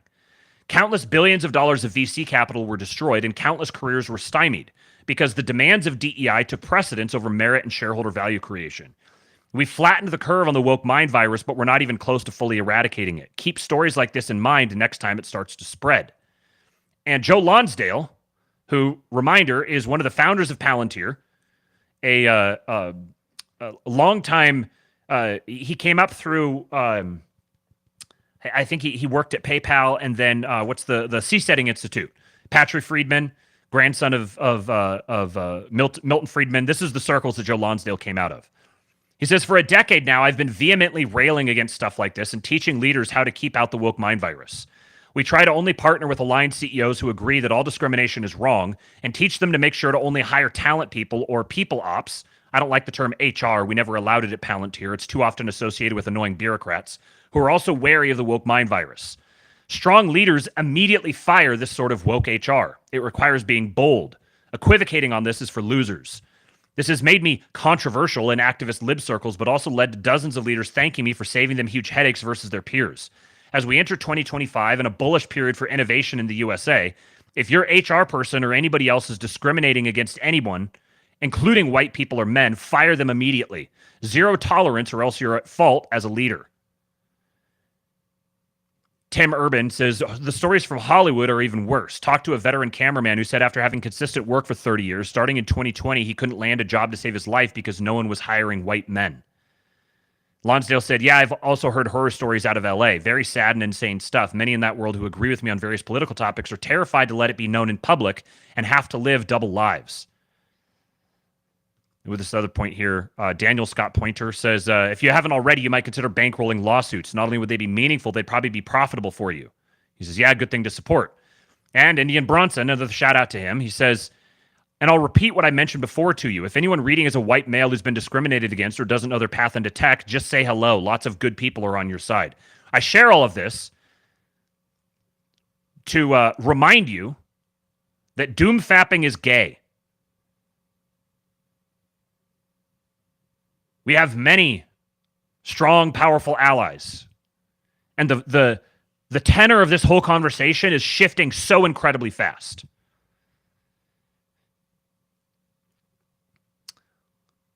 Related point here from Stormy. He quoted Anthony Pompliano, who said, "An investor's career peaks the day their mind loses its adaptability." He says, talked about this very thing with Jay Burden on his Slightly Above Average podcast. "Professional investors, VC, hedge fund guys, etc., we will change our entire worldview in an instant. The second it stops being an accurate predictor of reality, we change fast." This is something, the first time I heard him say it, it rang instantly true because this is what I've been watching happen with all of these guys since I've been studying them. And this is a really valuable thing to keep in mind when you're looking at these sorts of guys. And you want to go back a couple of years ago and dig out some statement of something they said and think that it's representative of them now. This is a distinct class that is defined in large part by their ability to change their mind on new information. They're probably the least ideological class out there. Now, that doesn't mean there's no ideologues in there. Absolutely, tech and venture capital has a whole bunch of ideological shitlibs in it.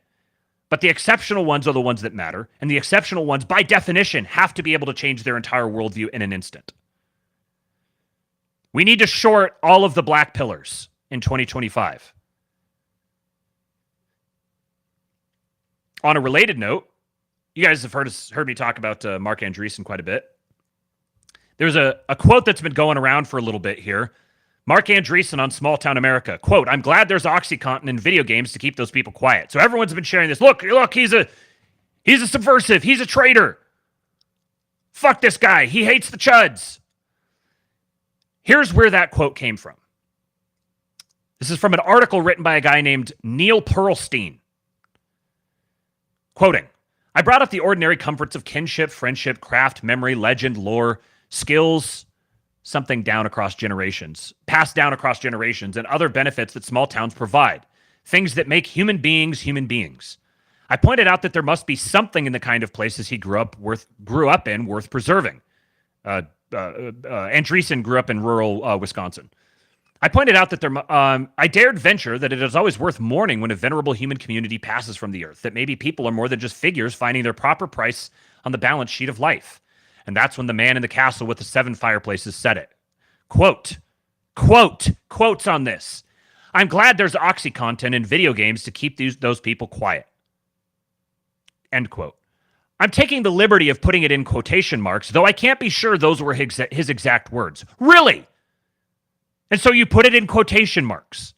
Marc, if you're reading, feel free to get in touch and refresh my memory. Maybe he said quiescent or docile or maybe powerless. Something certainly along those lines. He was joking, sort of, but he was serious, definitely. Kidding on the square, jokes like those are called. All that talk about human potential and morality, and this man afire to reorder life as we know it jokingly welcomes chemical enslavement of those he grew up with for the sin of not being as clever and ambitious as he. There is something very, very wrong with this, that our society affords so much power to people like this. And Andreessen responded. He says, in 2017, I invited author Rick Pearlstein. I invited author Rick Pearlstein to dinner at my home as a fan. I realized during the conversation that he's an actual communist. He demanded that I justify a moral defense of capitalism. True to form, he's now slandering me with fake quotes. Par for the course. And Jeremy Carl, senior fellow at Claremont, said, I was out today with a prominent guy in tech who knows Andreessen well. We were discussing H-1Bs, and he mentioned how passionately Marc defended small-town Americans in some group chats they were both in. Just in case you were wondering whether Pearlstein was lying. We've talked about these group chats. The last couple episodes mentioned them a few different times. The small-town American people, Marc Andreessen is a very big fan of them. And he's a titan of Silicon Valley. When I say we have powerful friends who are listening and stop fucking blackpilling, I mean it.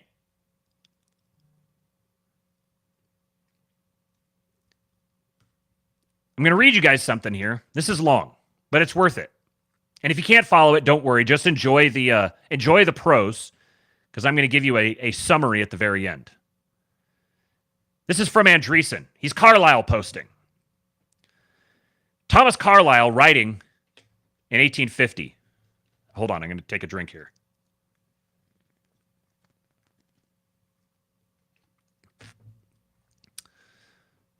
Speech of the British Prime Minister to the floods of Irish and other beggars, the able-bodied lackalls, nomadic or stationary, and the General Assembly, outdoor and indoor, of the pauper populations of these realms. Vagrant lackalls, foolish most of you, criminal many of you, miserable all. The sight of you fills me with astonishment and despair. What to do with you I know not. Long have I been meditating, and it is hard to tell. Here are some 3 millions of you, as I count, so many of you fallen sheer over into the abysses of open beggary. And, fearful to think, every new unit that falls is loading so much more the chain that drags the others over. On the edge of the precipice hang uncounted millions, increasing, I am told, at the rate of 1,200 a day. They hang there on the giddy edge, poor souls, cramping themselves down, holding on with all their strength, but falling one after another. And the chain is getting heavy, so that ever more fall. And who at last will stand? What to do with you? The question, what to do with you, especially since the potato died, is like to break my heart. One thing, after much meditating, I have at last discovered, and now know for some time back. that you cannot be left to roam abroad in this unguided manner, stumbling over the precipices and loading ever heavier the fatal chain upon those who might be able to stand.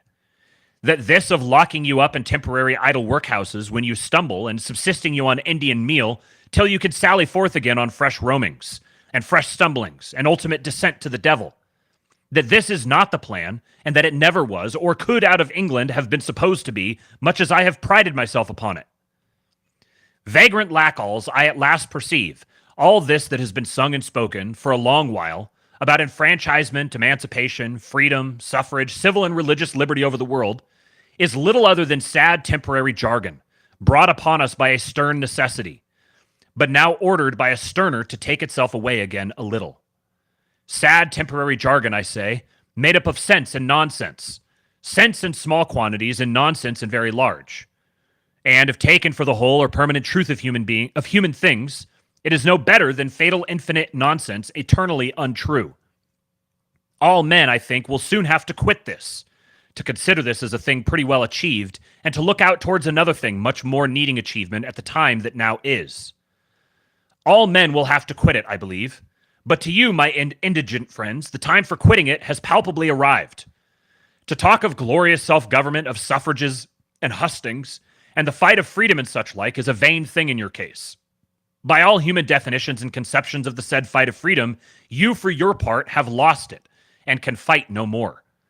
Glorious self-government is a glory, not for you, not for Hodge's emancipated horses, nor you. No, I say, no. You, for your part, have tried it, and failed. Left to walk your own road, the will-o-wisps beguiled you. Your short sight could not descry the pitfalls. The deadly tumult and press has whirled you hither and thither, regardless of your struggles and your shrieks. And here at last you lie, fallen flat into the ditch, drowning there and dying, unless the others that are still standing please to pick you up. The others that still stand have their own difficulties, I can tell you. But you, by imperfect energy and redundant appetite, by doing too little work and drinking too much beer, you, I bid you observe, have proved that you cannot do it. You lie there plainly in the ditch, and I am to pick you up again on these mad terms, help you ever again as with our best heart's blood, to do what, once for all, the gods have made impossible? To load the fatal chain with your perpetual staggerings and sprawlings, and ever again load it till we all lie sprawling? My indigent, incompetent friends, I will not. Know that, whoever may be sons of freedom, you for your part are not and cannot be such. Not free, you, I think, whoever may be free. You palpably are fallen captive. Caitiff, as they once named it. You do, silently but eloquently demand, in the name of mercy itself, that some genuine command be taken of you. And caitiff is a contemptible or cowardly person. Yes, my indigent, incompetent friends, some genuine practical command. Such, if I rightly interpret those mad Chartisms, repeal agitations, red republics, and other delirious, inarticulate howlings and bellowings, which all the populations of the world now utter, evidently cries of pain on their and your part, is the demand which you, captives, make of all men that are not captive but are still free. Free men? Alas, had you ever any notion who the free men were, who the not free, the incapable of freedom? The free men, if you could have understood it, they are the wise men. The patient, self-denying, valiant. The nobles of the world who can discern the law of this universe, what it is, and piously obey it. These, in late sad times, having cast you loose, you are fallen captive to greedy sons of profit and loss, to bad and ever to worse, and at length to beer and the devil. Algiers, Brazil, or Dahomey hold nothing in them so authentically slave as you are, my indigent, incompetent friends. Good heavens, and I have to raise some 8 or 9 millions annually, 6 for England itself, and to wreck the morals of my working population beyond all money's worth, to keep the life from going out of you. A small service to you, as I many times bitterly repeat. Alas, yes, before high heaven I must declare it such. I think the old Spartans, who would have killed you instead, had shown more humanity, more of manhood, than I thus do. More humanity, I say, more of manhood, and of sense for what the dignity of men demands imperatively of you and of me and us all. We call it charity, beneficence, and other fine names. This brutish workhouse scheme of ours.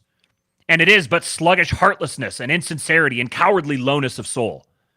Not humanity or manhood, I think. Perhaps apehood, rather. Paltry impotency from the teeth outward of what our heart never felt nor our understanding ever saw. Dim, indolent adherence to extraneous and extinct traditions. Traditions now really about extinct.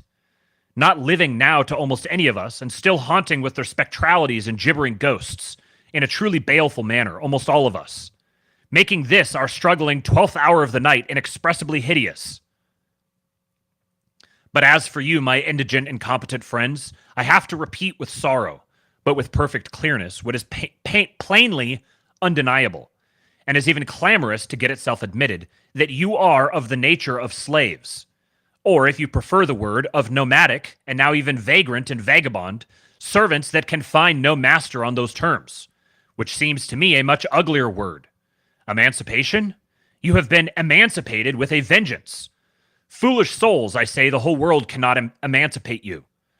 Fealty to ignorant unruliness, to gluttonous sluggish improvidence, to the beer pot and the devil. Who is there that can emancipate a man in that predicament? Not a whole reform bill, a whole French Revolution executed for his behoof alone. Nothing but God the Maker can emancipate him by making him anew. To forward which glorious consummation will it not be well, O indigent friends, that you, fallen flat there, shall henceforth learn to take advice of others as to the methods of standing. Plainly I let you know, and all the world and the worlds know, that I for my part mean it so. Not as glorious unfortunate sons of freedom, but as recognized captives, as unfortunate fallen brothers requiring that I should command you, and if need were, control and compel you, can there henceforth be a relation between us. Ask me not for Indian meal, you shall be compelled to earn it first. Know that on other terms I will not give you any. Before heaven and earth and God the Maker of us all, I declare it is a scandal to see such a life kept in you, by the sweat and heart's blood of your brothers, and that if we cannot mend it, death were preferable. Go to, we must get out of this unutterable coil of nonsenses, constitutional, philanthropical, in which, surely without mutual hatred, if with less of love than is supposed, we are all strangling one another. Your want of wants, I say, is that you be commanded in this world, not being able to command yourselves. Know therefore that it shall be so with you. Nomadism, I give you notice, has ended. Needful permanency, soldier-like obedience, and the opportunity and the necessity of hard, steady labor for your living have begun. Know that the idle workhouse is shut against you henceforth. You cannot enter there at will, nor leave at will. You shall enter a quite other refuge under conditions strict as soldiering, and not leave till I have done with you. He that prefers the glorious, or perhaps even the rebellious inglorious, career of freedom, let him prove that he can travel there and be the master of himself, and right good speed to him. He who has proved that he cannot travel there or be the master of himself, let him in the name of all the gods become a servant and accept the just rules of servitude. Arise, enlist in my Irish, my Scotch and English regiments of the new era, which I have been concocting day and night during these 3 grouse seasons, taking earnest incessant counsel with all manner of industrial notabilities and men of insight on the matter, and have now brought to a kind of preparation for incipiency, thank heaven. Enlist there, ye poor wandering banditti. Obey, work, suffer, abstain, as all of us have had to do. So shall you be useful in God's creation. So shall you be helped to gain a manful living for yourselves, not otherwise than so. Industrial regiments, here numerous persons with big wigs, many of them in austere aspect, whom I take to be professors of the dismal science, start up an agitated, vehement manner, but the Premier resolutely beckons them down again. Regiments not to fight the French or others, who are peaceable enough towards us, but to fight the bogs and wildernesses at home and abroad, and to chain the devils of the pit which are walking too openly among us. Work for you? Work, surely, is not quite undiscoverable in an earth so wide as ours, if we will take the right methods for it. Indigent friends, we shall adopt this new relation, which is old as the world. This will lead us towards such. Rigorous conditions not to be violated on either side lie in this relation. Conditions planted there by God himself, which woe will betide us if we do not discover, gradually more and more discover and conform to. Industrial colonels, workmasters, taskmasters, life commanders, equitable as Rhadamanthus and inflexible as he. Such, I perceive, you do need. And such, you being once put under law as soldiers are, will be discoverable for you. I perceive with boundless alarm that I shall have to set about discovering such. I, since I am at the top of affairs with all men looking to me. Alas, it is my new task in this new era. And God knows, I too, little other than a red-tape talking machine, an unhappy bag of parliamentary eloquence hitherto, am far behind with it. But street barricades rise everywhere. The hour of fate has come. In Connemara there has sprung a leak since the potato died. Connaught, if it were not for treasury grants and rates in aid, would have to recur to cannibalism even now, and human society would cease to pretend that it existed there. Done this thing must be. Alas, I perceive that if I cannot do it, then surely I shall die, and perhaps shall not have Christian burial. But I already raised near upon 10 millions for feeding you in idleness, my nomadic friends. Work under due regulations I really might try to get of. Here rises indescribable uproar, no longer repressible, from all manner of economists, emancipationists, constitutionalists, and miscellaneous professors of the dismal science, pretty numerously scattered about, and cries of private enterprise, rights of capital, voluntary principle, doctrines of the British Constitution, swollen by the general assenting hum of all the world, quite drowned the chief minister for a while. He, with invincible resolution, persists, obtains hearing again. Respectable professors of the dismal science, soft you a little. Alas, I know what you would say. For my sins I have read much in those inimitable volumes of yours. Really, I should think some barrowfuls of them in my time, and in these last 40 years of theory and practice have pretty well seized what of divine message you were sent with to me. Perhaps as small a message, give me leave to say, as ever there was such a noise made about before. Trust me, I have not forgotten it, and shall never forget it.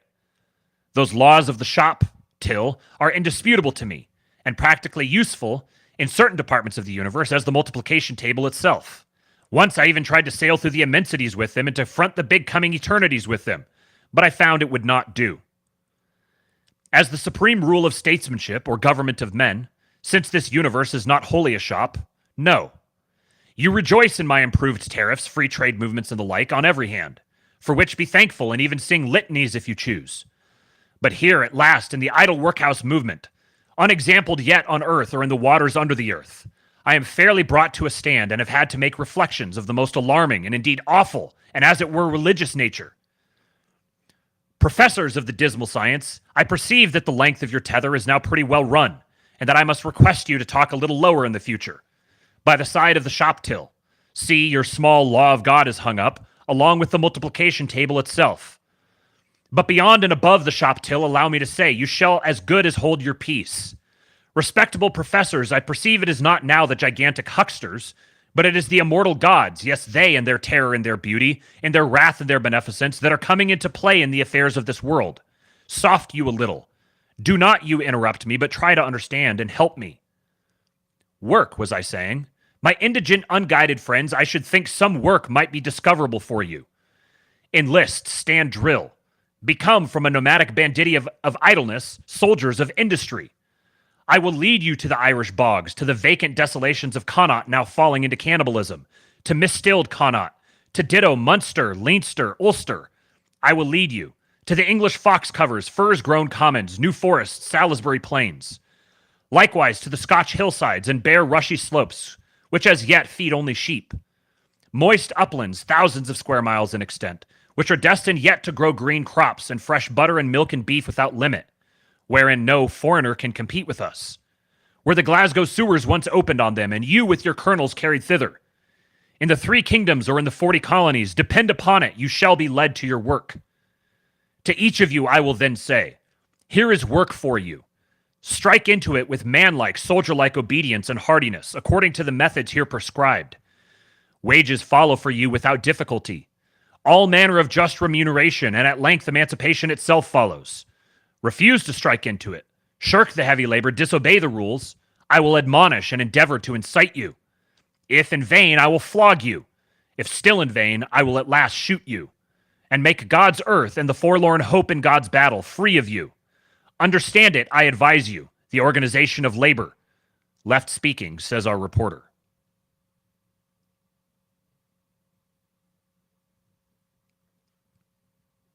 In summary, work shall make you free. And here's this.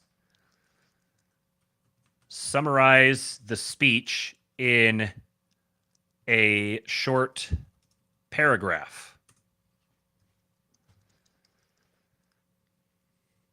In 1850, Thomas Carlyle, through the fictional speech of the British Prime Minister, expressed a deep concern and frustration over the plight of the poor, particularly the Irish, whom he referred to as vagrant lackalls. He lamented the overwhelming number of paupers, the failure of existing relief systems like the idle workhouses, and the societal burden they represented. Carlyle criticized the contemporary notions of freedom and self-governance as inadequate for these individuals, suggesting instead that they needed strict command and structured work to prevent their descent into further destitution and to contribute positively to society. He proposed the creation of industrial regiments to provide work and discipline under rigorous conditions, emphasizing that without such measures, the situation would deteriorate further. And this isn't entirely accurate because if you note, especially if you're familiar with the Carlyle way of writing, the chief villains that he was addressing were, you can find it here. Man, I love his, I could not understand a single word that he was saying, and I would still love the way that he writes. The professors of the dismal science. The people he was directing this toward was the equivalents of the economists and the managerialists and the capitalists who want this free trade and individualism and stuff to line their own pocketbooks, essentially. And he was telling them, you need to do something productive. And I'm going to bring the force of government upon you. Now, he's doing this as a performative thing. He's imagining the prime minister saying this and in a way advocating for that. Yeah, the Royal Society is likely who he was referring to. Chris Summers says, no, I believe it was landlord robber barons exporting food while land workers starved. Yes. Yes. And reminder, this was Marc Andreessen who posted this.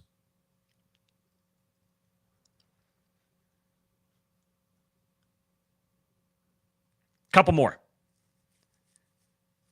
going to round this out, getting ready to wrap up the year. I want to end this on some profound notes, some poignant notes. This is from @OldHollowTree. They're dying out there alone.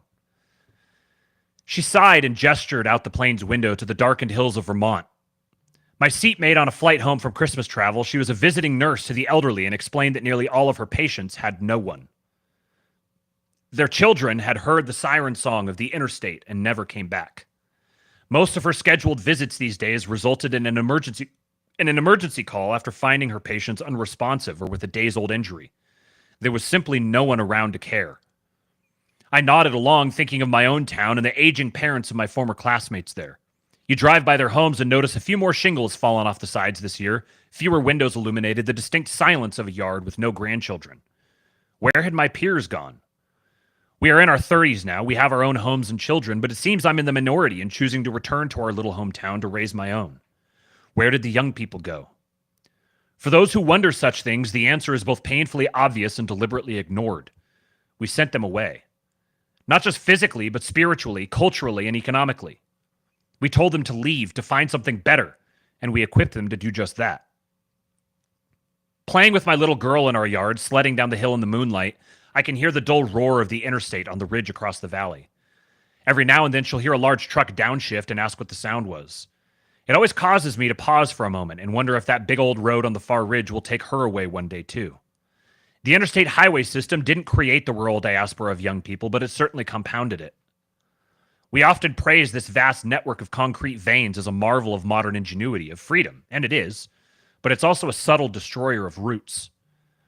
The speed and ease with which we can now flee our hometowns is a historically strange phenomenon. For most of human history, the distance between where you were born and where you died could be measured in miles, sometimes even steps. Now you can leave behind the fields, the factories, and the people you know, hop in any old car, drive halfway across the country, and never look back. We as a society haven't reckoned with the consequences of that freedom, haven't yet fully realized what it truly means. What happens to a town when its best and brightest are no longer bound by place? When their connection to home becomes a nostalgic flicker rather than a lived experience? The answer lies in hollowed-out downtowns, consolidated schools, and faded welcome signs that greet fewer and fewer each year. But even if I-89 and all the highways like it didn't exist, even if leaving was more difficult, many small towns would still be on life support because the very lifeblood of their economies, manufacturing, has been drained away. I asked 35,000 people on X what destroyed their small towns, and nearly every answer had some variant of NAFTA or the offshoring of American manufacturing. When local factories closed and production moved overseas, the jobs that sustained generations disappeared overnight. What remained were scraps, service work, retail, maybe a nursing home or two. Here in Vermont, it's healthcare.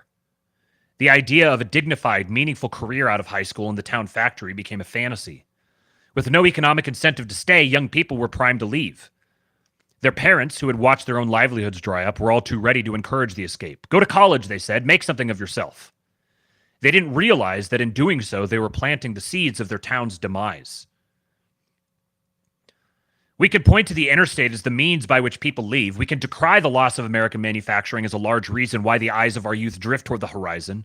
But what is the ultimate nail in the coffin? What causes them to finally pack their bags and head to the cities? The cultural hemorrhage of our young people, what I call the rural diaspora, began in earnest with the proliferation of liberal arts colleges and the financial aid systems that made them accessible to nearly everyone. From a very young age, millennials were aggressively told the key to financial success was going to college. The push for college was relentless, especially from baby boomer parents and educators who saw higher education as the sole ticket to success. It didn't matter if a child showed no interest in academics or if their talents lay elsewhere. Trade schools and local opportunities were dismissed outright as failures of ambition for something the hicks and rednecks did because they couldn't cut it in academics. What mattered was getting that degree, any degree, and leaving town to do it. For millennials, the message was clear. Staying meant stagnation, failure, and wasted potential. Never mind that many of those degrees led to crippling debt or careers that could just as easily have been built without them. By the time those young adults graduated, they were so disconnected from their roots that returning home felt like moving backward. What started as an admirable effort to democratize education has unintentionally caused a mass exodus from our small towns. The result? A generation untethered from place, leaving their aging parents to grow old and to die in the towns that are but a shadow of what they once were. Look out onto those cold, dark Vermont hills at night, and you will see fewer lights than you did last year. How do you ruin a small town in one easy step? You tell the children to leave. So how do you undo the damage? You start by coming home.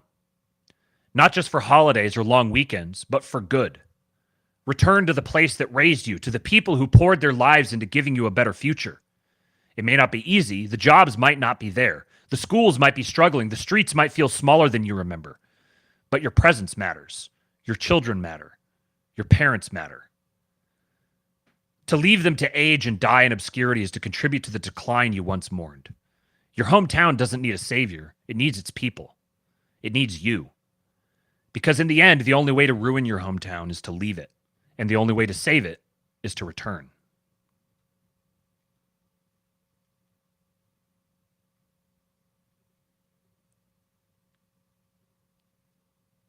Shout out to Josh Ham for sending that one to me and for this one.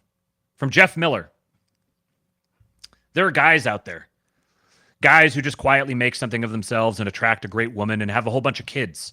And then spend the rest of their life, or the rest of their long, quiet, contented lives being fiercely devoted to their grateful kids and their dozens of grandkids. They're just playing a completely different game than the rest of us clowns.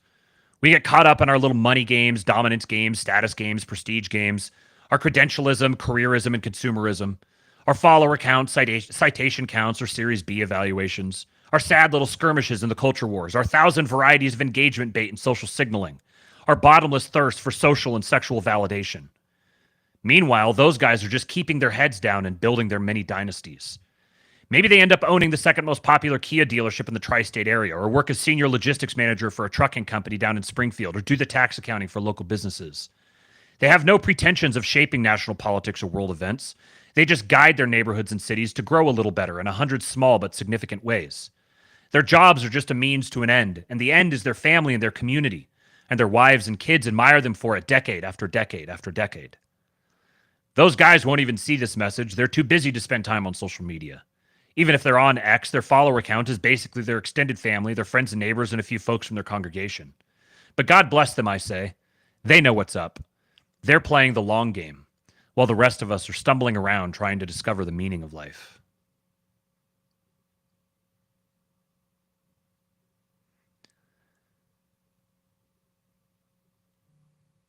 And the last thing I'll leave you guys with, before Hulk, of course, we must end with Hulk. But before that, from Patrick Dexter, Auld Lang Syne, a traditional tune to bid farewell to the old year. Happy New Year from the west of Ireland. I played the cello when I was younger. I've always had a soft spot for it. And this one directly hit the spot when I heard it.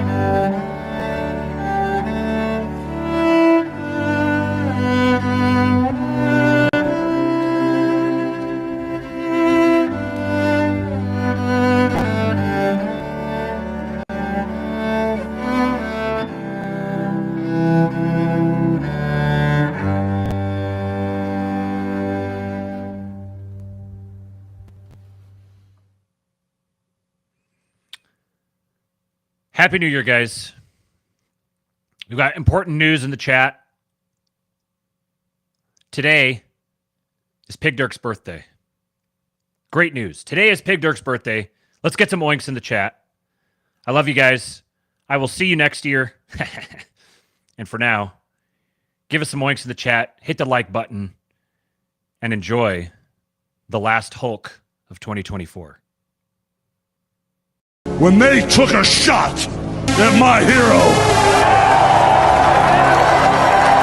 and they tried to kill the next president of the United States, enough was enough. And I said, let Trumpomania run wild, brother. Let Trumpomania rule again. Let Trumpomania make America great again.